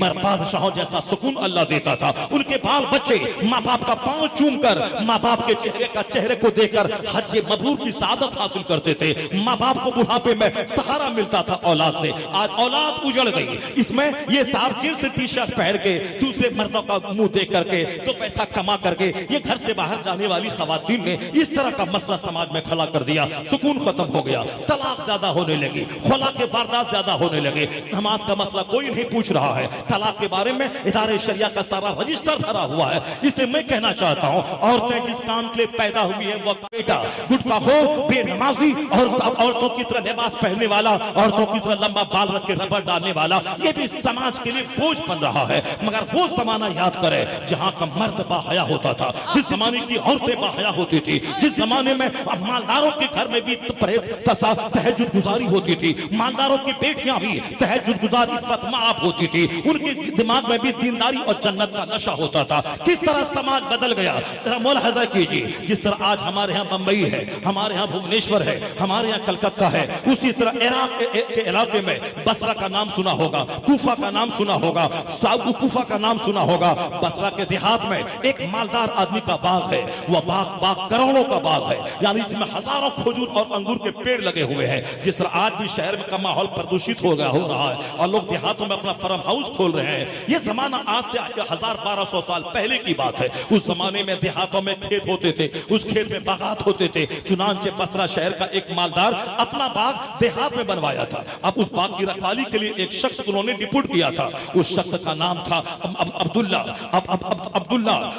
उस शख्स का नाम मुबारक था। मुबारक साहब वहां रहते थे, बाकी रखवाली करते थे। गांव देहात की फजाओं में इबादत करने का बड़ा मजाज होता है। वह नौकर भी वहां रात में तहज्जुद पढ़ता था, नमाज़ें पंजगाना पढ़ता था, ईमानदारी से काम लेता था। वह बाहया बन के रहता था। गरीब है, मजदूर है, ज्यादा दौलत कमाने का नशा नहीं है, मगर इबादत करने का जबरदस्त मौका देहातों में मिलता है। शहरों में इंतशार है, शहरों में पोल्यूशन है, शहरों में हंगामा है, शहरों में साथ अलग अलग इलाके के लोग हैं। हंगामा इबादतें जो देहातों में होती हैं, स्कूल कॉलेज मदरसा का कायम करने का मजाज जो देहातों में होता है वह शहरों में नहीं होता। चुनांचे मुबारक नाम का वो शख्स उस बाग की रखवाली करता था, नमाजें पंजगाना पाबंदी से पढ़ता था। मैं इतना बड़ा ईमानदार था कि साहब उस बाग में कोई चोर न घुसे और खुद अपनी तरफ से उस बाग में कोई हक तलफी न हो, ईमानदारी से रहता था। खुद शहर का वो मालिक गाहे बगाहे हफ्ता 10 दिन में वो देहात आता था अपने बाग घूमने के लिए। कभी इस दोस्त को साथ ले लिया, कभी उस दोस्त को साथ ले लिया,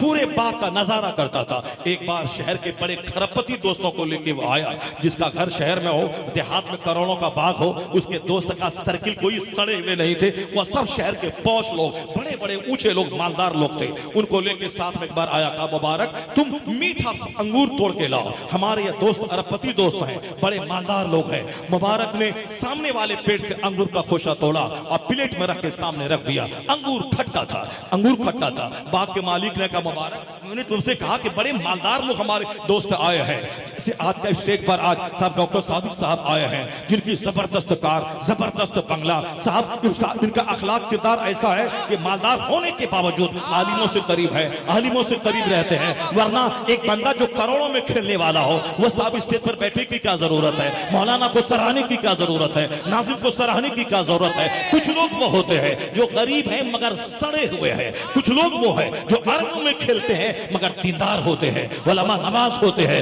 दीनदारी उसमें होती है। ये अपने अपने मुकद्दर की बात है। वो बसरा का वो अमीर, वो दीनदार था, उसके सारे दोस्त अरबपति वहां आए। कहा मुबारक मैंने तुझसे कहा था मीठा अंगूर ला, ये हमारे दोस्त हैं। मुबारक फिर दूसरे दरख्त से अंगूर तोड़ा और सामने रख दिया, वो अंगूर भी खट्टा था। अब बाग का मालिक थोड़ा सा बिगड़ा, कहा मुबारक मैंने तुझसे कहा कि मेरे अच्छे अच्छे दोस्त आए हैं, मीठा अंगूर लाओ। वह तीसरे दरख्त का अंगूर तोड़ा, फिर सामने लाके रख दिया, वो अंगूर भी खट्टा था।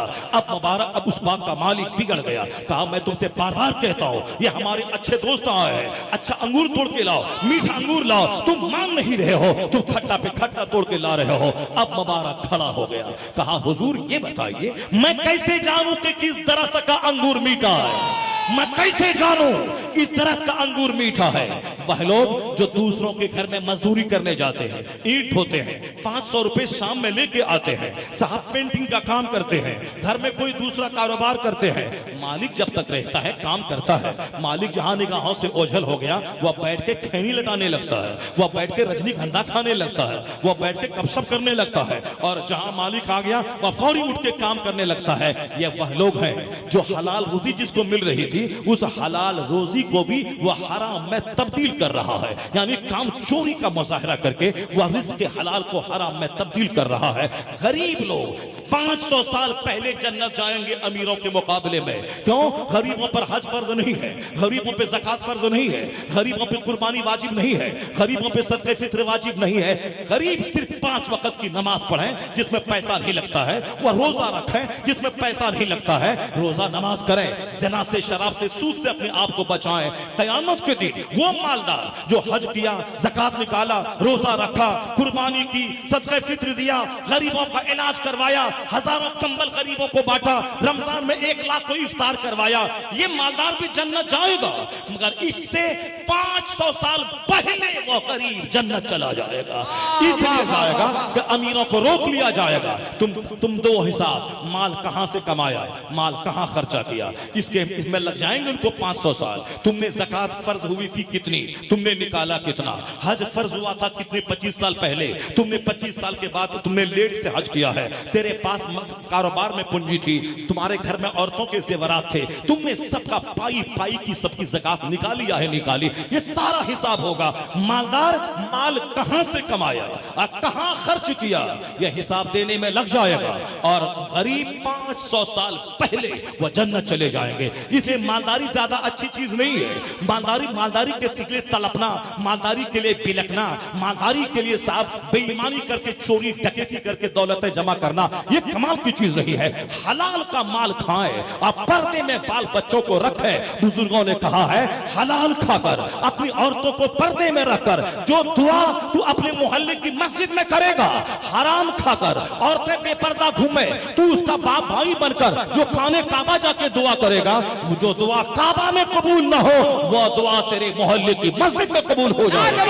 क्योंकि दुआ कबूल होने के लिए तुम्हारे घर की औरतों का पर्दे में रहना जरूरी है, और दुआ की कबूलियत के लिए हलाल माल खाना जरूरी है। अगर औरतें बेपर्दा फिरी, हाजी साहब की बेटियां, हाजी साहब की बीवियां, ये अपना तो हज करके आ गए, और घर की इनकी बेटियां वह सर्क वर्क लिबास पहनकर शौहर के लिए फूहड़ बन के रहे, शौहर के लिए साहब खिनौना कपड़ा पहन के रहे, शौहर के लिए महकता हुआ बदन लेके रहे, शौहर के लिए साहब डैमेज कपड़ा पहन के रहे। और जब घर से बाहर निकलना पड़े, कहीं बाजार जाना पड़े, शादी की महफिल में जाना पड़े, वो देखिए लिबासों का मुकाबला। साहब भुवनेश्वर में मर्द का कपड़ा खोजने से नहीं मिलता, औरतों के कपड़ों की मंडी देखिए। कलकत्ता में मर्दों का कुर्ता पायजामा की दुकान नहीं मिलती, औरतों की मंडियां देखिए। क्योंकि सब बिजनेसमैन जान चुके हैं सारी औरतें अब कपड़ों की दिलदादा हो गई है। अब शादी ब्याह में कपड़ों का मुकाबला, एक कपड़ा यहाँ पहन लिया तो दूसरे यहाँ की शादी में वो कपड़ा पहन के जाएंगी तो उनके रिश्तेदार की खवातीन बोलेंगी इनके पास ज्यादा कपड़ा नहीं है।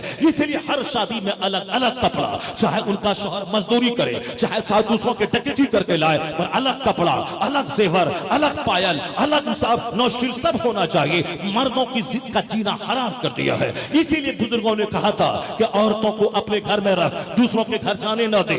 इसीलिए अल्लाह ने कहा था वक़रना फी बुयूतिकुन्ना वला तबर्रजना तबर्रुजल जाहिलिया, औरतें घर में ठहरी रहो, आवारा जमाने की औरतों की तरह आवारा मत फिरती रहो, दौरे जाहिलियत की औरतों की तरह। और जब से घर से बाहर निकलना शुरू किया है, मजार के नाम पे, जलसा के नाम पे, मजार पे जाना, जुमा की नमाज औरतों पे फर्ज नहीं है तो मजार पे जाना किसने जरूरी करार दे दिया? जमात से मस्जिद में आना जरूरी नहीं है तो मजार पे जाना किसने जायज करार दे दिया? ईद और बकरीद की नमाज औरतों पे वाजिब नहीं है तो मजार पे जाने का जवाब किसने दे दिया? जब जुमा जैसी नमाज फर्ज नहीं है ताकि पर्दे में रहे, जुमा से बेहतर है पर्दे में रहना। ईद बकरीद की नमाज वाजिब नहीं है, उससे बेहतर है पर्दे में रहना। जमात से नमाज 27 गुना ज्यादा सवाब मिलता है, पर औरतें तन्हा घर में पढ़े उसको वही सवाब मिल जाएगा। अब आप समझ सकते हैं जमात वाजिब नहीं, ईदैन वाजिब नहीं, जुमा फर्ज नहीं, इनका पर्दे में रहना जुहर पढ़ने, जुमा पढ़ने से बेहतर है ये जुहर पढ़ ले, ईद की नमाज ना पढ़े, इन पर वाजिब नहीं है। जब ईदैन वाजिब नहीं हुई तो दरगाहों पे जाना कैसे जायज हो गया?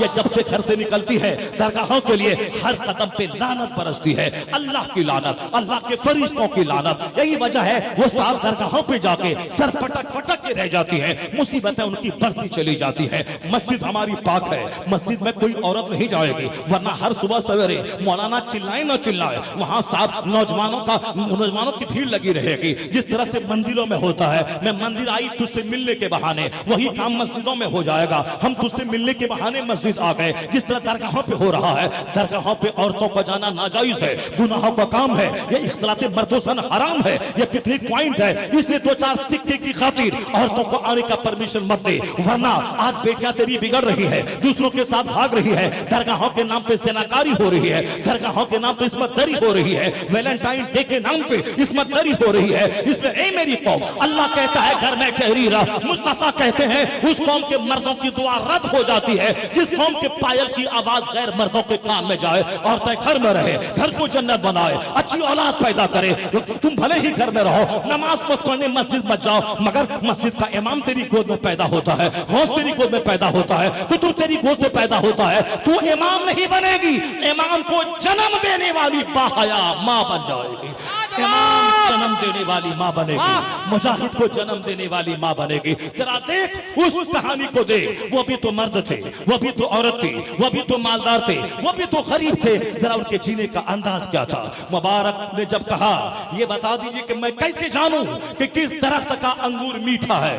कहा क्या मतलब? कहा आपने कहा था ये मेरा बाग है, इसकी रखवाली करनी है, इसको देखरेख करना है, तो मैं देखरेख कर रहा हूं, मैं रखवाली कर रहा हूं। आपने कब कहा था कि मेरे बाग का अंगूर खा भी लेना? मैं जब अंगूर खाया नहीं, मुझे कैसे पता चलेगा किस दरख्त का अंगूर मीठा है, किसका खट्टा? साहब रात के सन्नाटे में देहात में अकेला मुबारक रहता है, खरबों का बाग है, अब वहां मीठे मीठे अंगूर है, वह 2-4 मन अंगूर रात में तोड़ ले और दिन में किसी बाजार में जाके फरोख्त कर दे, कोई नहीं देखेगा। 1000 साल पहले की बात है, कोई सीसी कैमरा नहीं है, कोई उसके ऊपर में दूसरा साहब उसके ऊपर में गार्ड नहीं, सुपरवाइजर नहीं है, फिर कौन देखेगा? ईमान मजबूत हो तो वो समझता है कि मेरा रब देख रहा है, मेरा रब देखता है, जमीन देख रही है, जमीन सीसी कैमरा की तरह मेरी गतिविधि को, एक्टिविटीज को नोट कर रही है। दोनों कांधे पे 2 फरिश्ते हैं जो मेरे अमाल को लिख रहे हैं। यहाँ आदमी बस सिर्फ कहलाने का मुसलमान है, बाकी ये सोचता नहीं कि मेरा खुदा मुझको देख रहा है। सामने तो जुब्बा और टोपी लेके बैठा है, अब बंद कमरे में नंगा होकर शरीर बन के नाचना शुरू कर देता है, तो वहां कोई मुरीद तो नहीं देख रहा है, कोई उसका अकीदतमंद तो नहीं देख रहा है। दूसरों के सामने सूफी बनते हैं, अब बंद कमरे में चड्डी पहन के शरीर बन जाते हैं। जब अल्लाह देख रहा है तो मजमे में भी देख रहा है, तन्हाई में भी देख रहा है।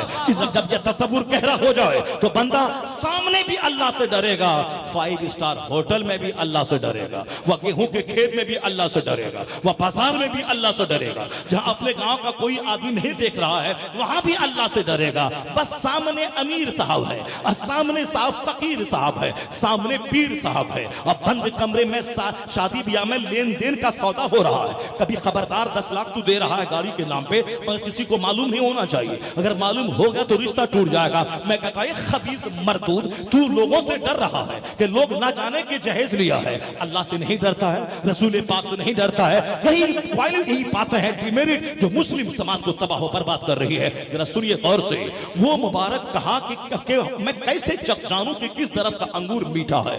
बाग के मालिक ने कहा क्या मतलब? कहा आपने तो रखवाली करने कहा था, खाने तो नहीं कहा था। कहा सच नहीं तो और क्या? कहा मुबारक तेरे जैसा ईमानदार, तेरे जैसा ऑनेस्ट, अल्लाह से डरने वाला इस जमाने में कौन नौजवान मिलेगा? मुबारक से बाग के मालिक ने क्या कहा, ए मुबारक ये बता दे क्या तेरी शादी हो गई है? मुबारक बोला मेरे जैसा गरीब आदमी जो आपके बाग में नौकरी कर रहा है, इसको कौन अपनी बेटी देगा? मैं तो मजदूरी कर रहा हूं आपके यहाँ। मगर जरा गौर से देखें, वह लोग जो अपनी बेटी जिसकी शादी 18 साल में होनी थी, 48 साल में शादी नहीं हुई। क्यों? लड़का कमाने वाला मिल जाए, बड़ा बिजनेस करने वाला मिल जाए, चाहे शादी के बाद उसको दिन रात लत्तम चुत्तम करे, उसके माँ बाप को गाली दे, 2-4 साल के बाद तलाक दे या पेट्रोल डीजल छिड़क के उसको मार दे, सब चलेगा। मगर लड़का चाहिए नौकरी वाला, कोई कैरेक्टर नहीं ढूंढता, अल्लाह वाला नहीं तलाश करता। अल्लाह का डर इसके दिल में है कि नहीं? दिने अरबपति बाग का मालिक वो क्या बोला, मुबारक क्या तेरी शादी हो गई? कहा मुझको कौन अपनी बेटी देगा? मैं तो गरीब आदमी हूं, शादी मेरी नहीं हुई है। मुबारक से बाग का अरबपति मालिक बोला तेरी ईमानदारी को देखकर मैं तो हैरत में पड़ गया हूं। इस जमाने में ऐसा ईमानदार शख्स कहां मिलेगा? मैं चाहता हूं कि अपनी बेटी का अक़्द मैं तुझसे करा दूं, मैं अपनी बेटी तेरे निकाह में दे दूं। मुबारक ये नहीं बोला हुजूर हजरत आली जनाब आप कैसे अपनी बेटी मुझको दीजिएगा, नहीं ये नहीं बोला। मुबारक क्या बोला? मुबारक ये कहा, मुबारक उससे मुखातब होके कहा हाँ अगर आप ऐसा सोच रहे हैं तो फिर इसमें ताज्जुब की क्या बात है? यहूदी शादी में माल देखता है। यहूदी चूंकि हरीस कौम है, लालची कौम है, वह शहर उजाड़ के कब्जा करने वाली कौम है, लोगों को कत्ल करके उसकी जगह जायदाद पे कब्जा करने वाली लालची हरीस कौम यहूदी है। इस कौम को अल्लाह ने कभी बंदर बनाया है, इस कौम को अल्लाह ने जलील किया है हमेशा, और जलील हमेशा रहेगी। उसके बावजूद चूंकि हिर्स इसमें बहुत ज्यादा है, दौलतों के हिर्स। क्या कहा उस मुबारक ने? हाँ यहूदी शादी में माल देखता है और नसरानी शादी में हुस्न देखता है, जमाल देखता है। क्रिश्चियनों की खसलत है खूबसूरती देखना, चाहे औरत सड़ी हुई हो, उसके 2-4 हमल गिर गए हो चोर दरवाजे से, हॉस्पिटल में, स्कूल में, कोचिंग सेंटर में, सब चलेगा, मगर नाक लंबी हो, चेहरा गोरा हो, आंख बड़ी हो, उसके यहाँ शराब पीना, ज़िनाकारी करना वो सब आम है। इतने कमजोर लोग हैं, शराब जहां है वहां ज़िना आम है, इसलिए वहां नसरानी क्रिश्चियन वो खूबसूरती देखते हैं। क्या बोला मुबारक? यहूदी माल देखता है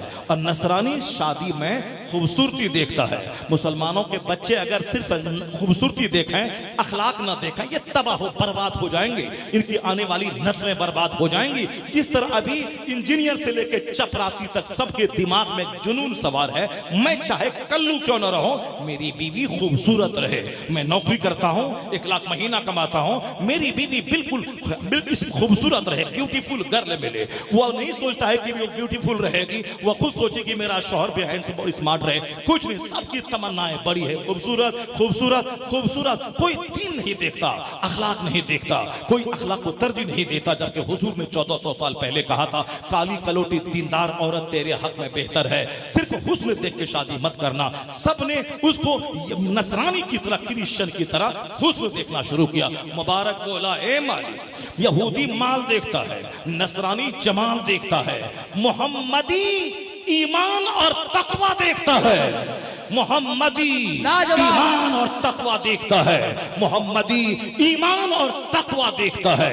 यहूदी माल देखता है, नसरानी खूबसूरती देखता है, मगर मुसलमान तकवा देखता है, परहेजगारी देखता है। वो मालिक ये बात सुनने के बाद और मस्त हो गया। क्या इस्लामी सोच है इसकी? शहर के सारे अरबपति सेठ सब उनके जज्बात को देखकर खुश हो गए। कहा मुबारक तुम यहीं रहो, मैं जाता हूं शहर, जरा मैं अपनी बीवी से मशवरा कर लेता हूं, उसके उसके बाद अगली कार्रवाई के लिए मैं तेरे पास पैगाम खबर भेजता हूँ। ये शहर गया अपनी बीवी के पास, कहा देखो मुबारक जैसा नौकर जो हमारे बाकी रखवाली करता है, इतना बड़ा ईमानदार ऑनेस्ट तो मेरी आंखों ने नहीं देखा। हमारे शहर के अरबपति दोस्त जितने गए थे सब उनके तकवा परहेजगारी को देखकर दंग रह गए, उनकी ईमानदारी को कहानी को देखकर मेरे दिल में ख्याल पैदा हो रहा है कि मेरे पास इकलौती बेटी है, मैं अरबों में खेलने वाला हूँ, काश ये मेरी दीनदार बेटी उसकी निकाह में चली जाए, ये मेरे दिल में ख्याल आता है। ये बताओ तेरा क्या कहना है?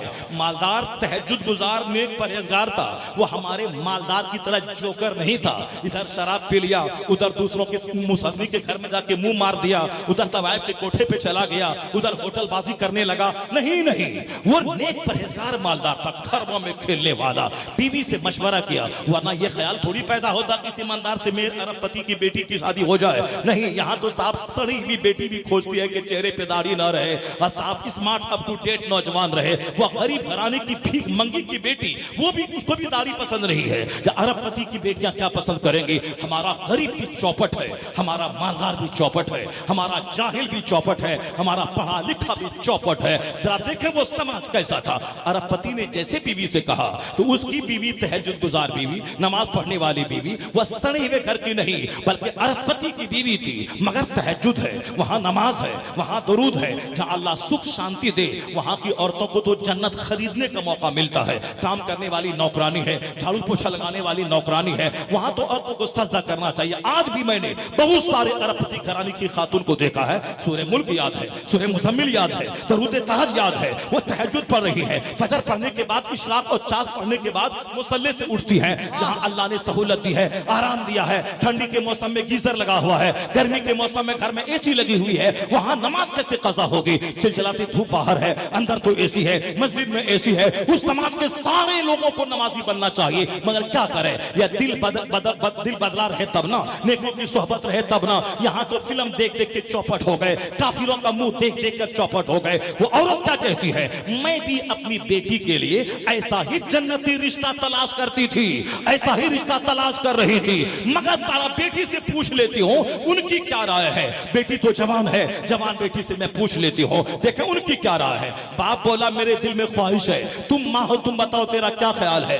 माँ बोली मैं भी चाहती थी ऐसा लड़का मिले, मगर बेटी से जरा पूछ लेती हूँ। बेटी के पास पूछने गई, तुम्हारे बाप ने ऐसा ऐसा मंजर आज देखा, वो दंग रह गया। उनके दिल की ख्वाहिश है कि मेरी बेटी ऐसे जन्नती आदमी के निकाह में चली जाए, तो ये बताओ तेरी क्या राय है।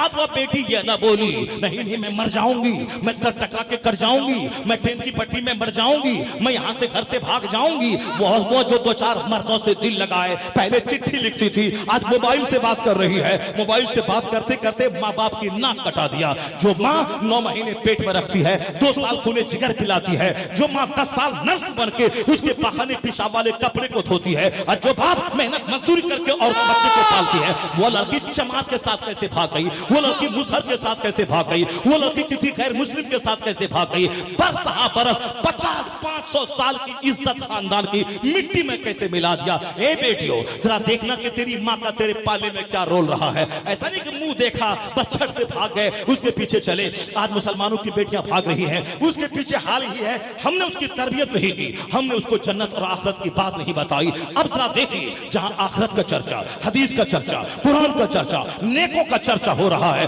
क्या कहती है वह बिटिया? नहीं मैंने यहाँ कैसे मैं जाऊं, उस मजदूर के कैसे निकाह में कैसे जाऊं? नहीं, वह बोली मेरे बाप की जो पसंद है, मेरी माँ की जो पसंद है, उसी पसंद पे मेरी पसंद है, उस वही पसंद मेरी पसंद है। ए मेरी बेटियां, ए मेरी लड़कियां, तुम भी ये बोल मेरे बाप की जो पसंद है वही मेरी पसंद है, मेरी माँ की जो पसंद है वही पसंद है। जो माँ बाप की मर्जी से हट के अपने लिए अपना बैल तलाश करती है, उसी के 50 टुकड़े करके उसका बैल भाग जाता है, उसी को होटल में बेसहारा छोड़कर 10 दिन निचोड़कर उसकी जवानी को बेसहारा होटल का पेमेंट किए बगैर उसका बैल भाग जाता है। जो भी मोहब्बत की शादी करती है 90% शादियां नाकारा होती है, इज्जत भी लुटती है, आग में जाती है, दुनिया भी गई और आखिरत भी उसकी बर्बाद होती है। इसलिए आंख को कंट्रोल में रख, बदन में गर्मी मत पैदा कर। यहाँ अरबपति घराने की तहज्जुद पढ़ने वाली बेटियां वह गैर मर्दों को आंख उठा के नहीं देखती है,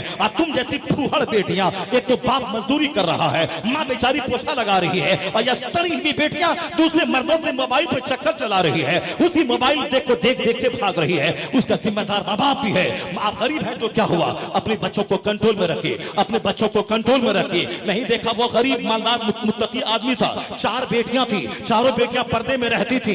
एक बार मजदूरी करने गया, काम नहीं मिला, 3 दिन से घर में फाका था। बेटी बेचारी निकली घर छोड़ पीछे दरवाजे से बाजार चली गई ताकि कोई देखे नौजवान मेरे करीब आए, मैं 4 दिन से भूखी हूं, मैं खाना खाऊं। वह दिन भर बाजार में रही, कोई नौजवान करीब नहीं आया, आंख उठा के नहीं देखा। शाम रोती हुई जब आई, बाप बोला कहां गई थी? वो बोली अब्बा हुजूर भूख ने मुझको निकाला था, मैं भूखी हूं कई दिन से, आप खिला नहीं रहे हो, मैं भूखी हूं, मैं बाजार गया था, शायद कोई नौजवान मुझको देखे। कहा फिर क्या हुआ? कहा मैं बाजार में खड़ी रही, भीड़ भाड़ वाले बाजार में, कोई नौजवान मेरी तरफ नजर उठा के नहीं देखा। बाप क्या बोला? ए बेटी, कैसे कोई तुझको बुरी निगाह डालेगा? मैं तेरा बाप आज तक किसी दूसरे की बेटी पे बुरी निगाह नहीं डाला हूं। कैसे अरे लाजवाब, क्या खिताबत हो रही है, पे बुरी निगाह डालेगा?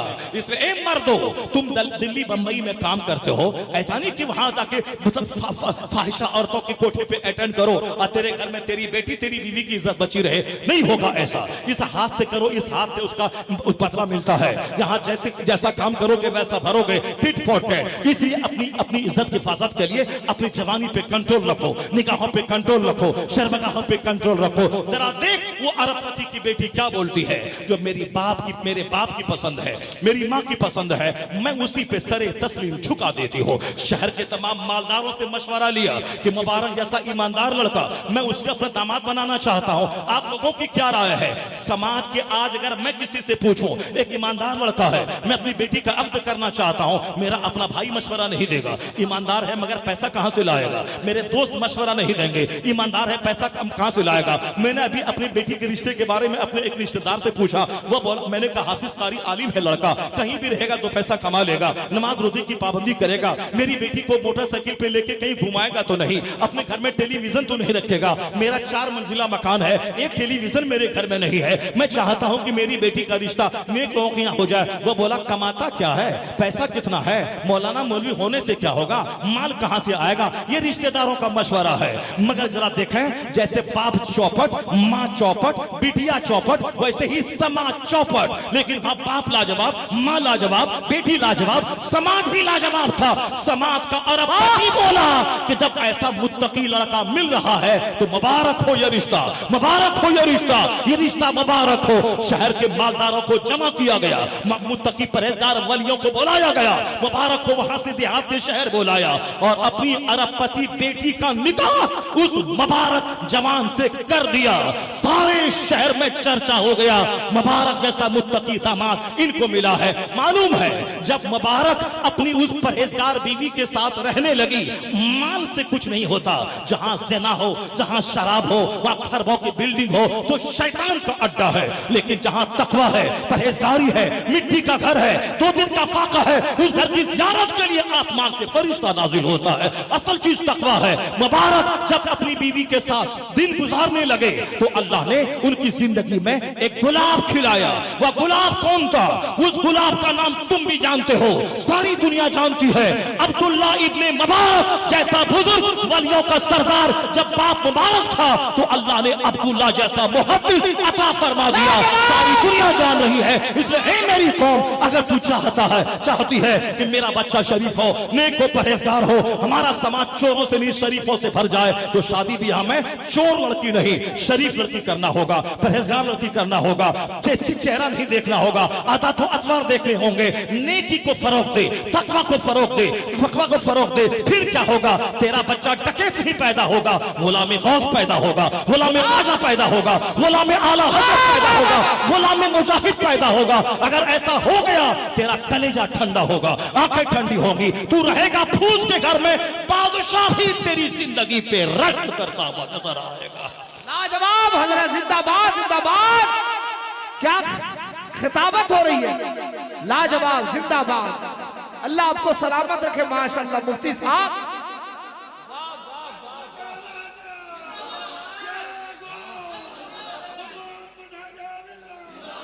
अल्लाह तबारक व तआला हमको और आपको और दुनिया के सारे मुसलमानों को मुत्तकी लोगों से सबक हासिल करने की तौफीक अता फरमाए, उनकी ज़िंदगी से रोशनी हासिल करने की तौफीक अता फरमाए, हमें अपने घर को रश्क जन्नत बनाने की तौफीक अता फरमाए। आमीन। व आखिर दाअवाना अनिल हम्दुलिल्लाहि।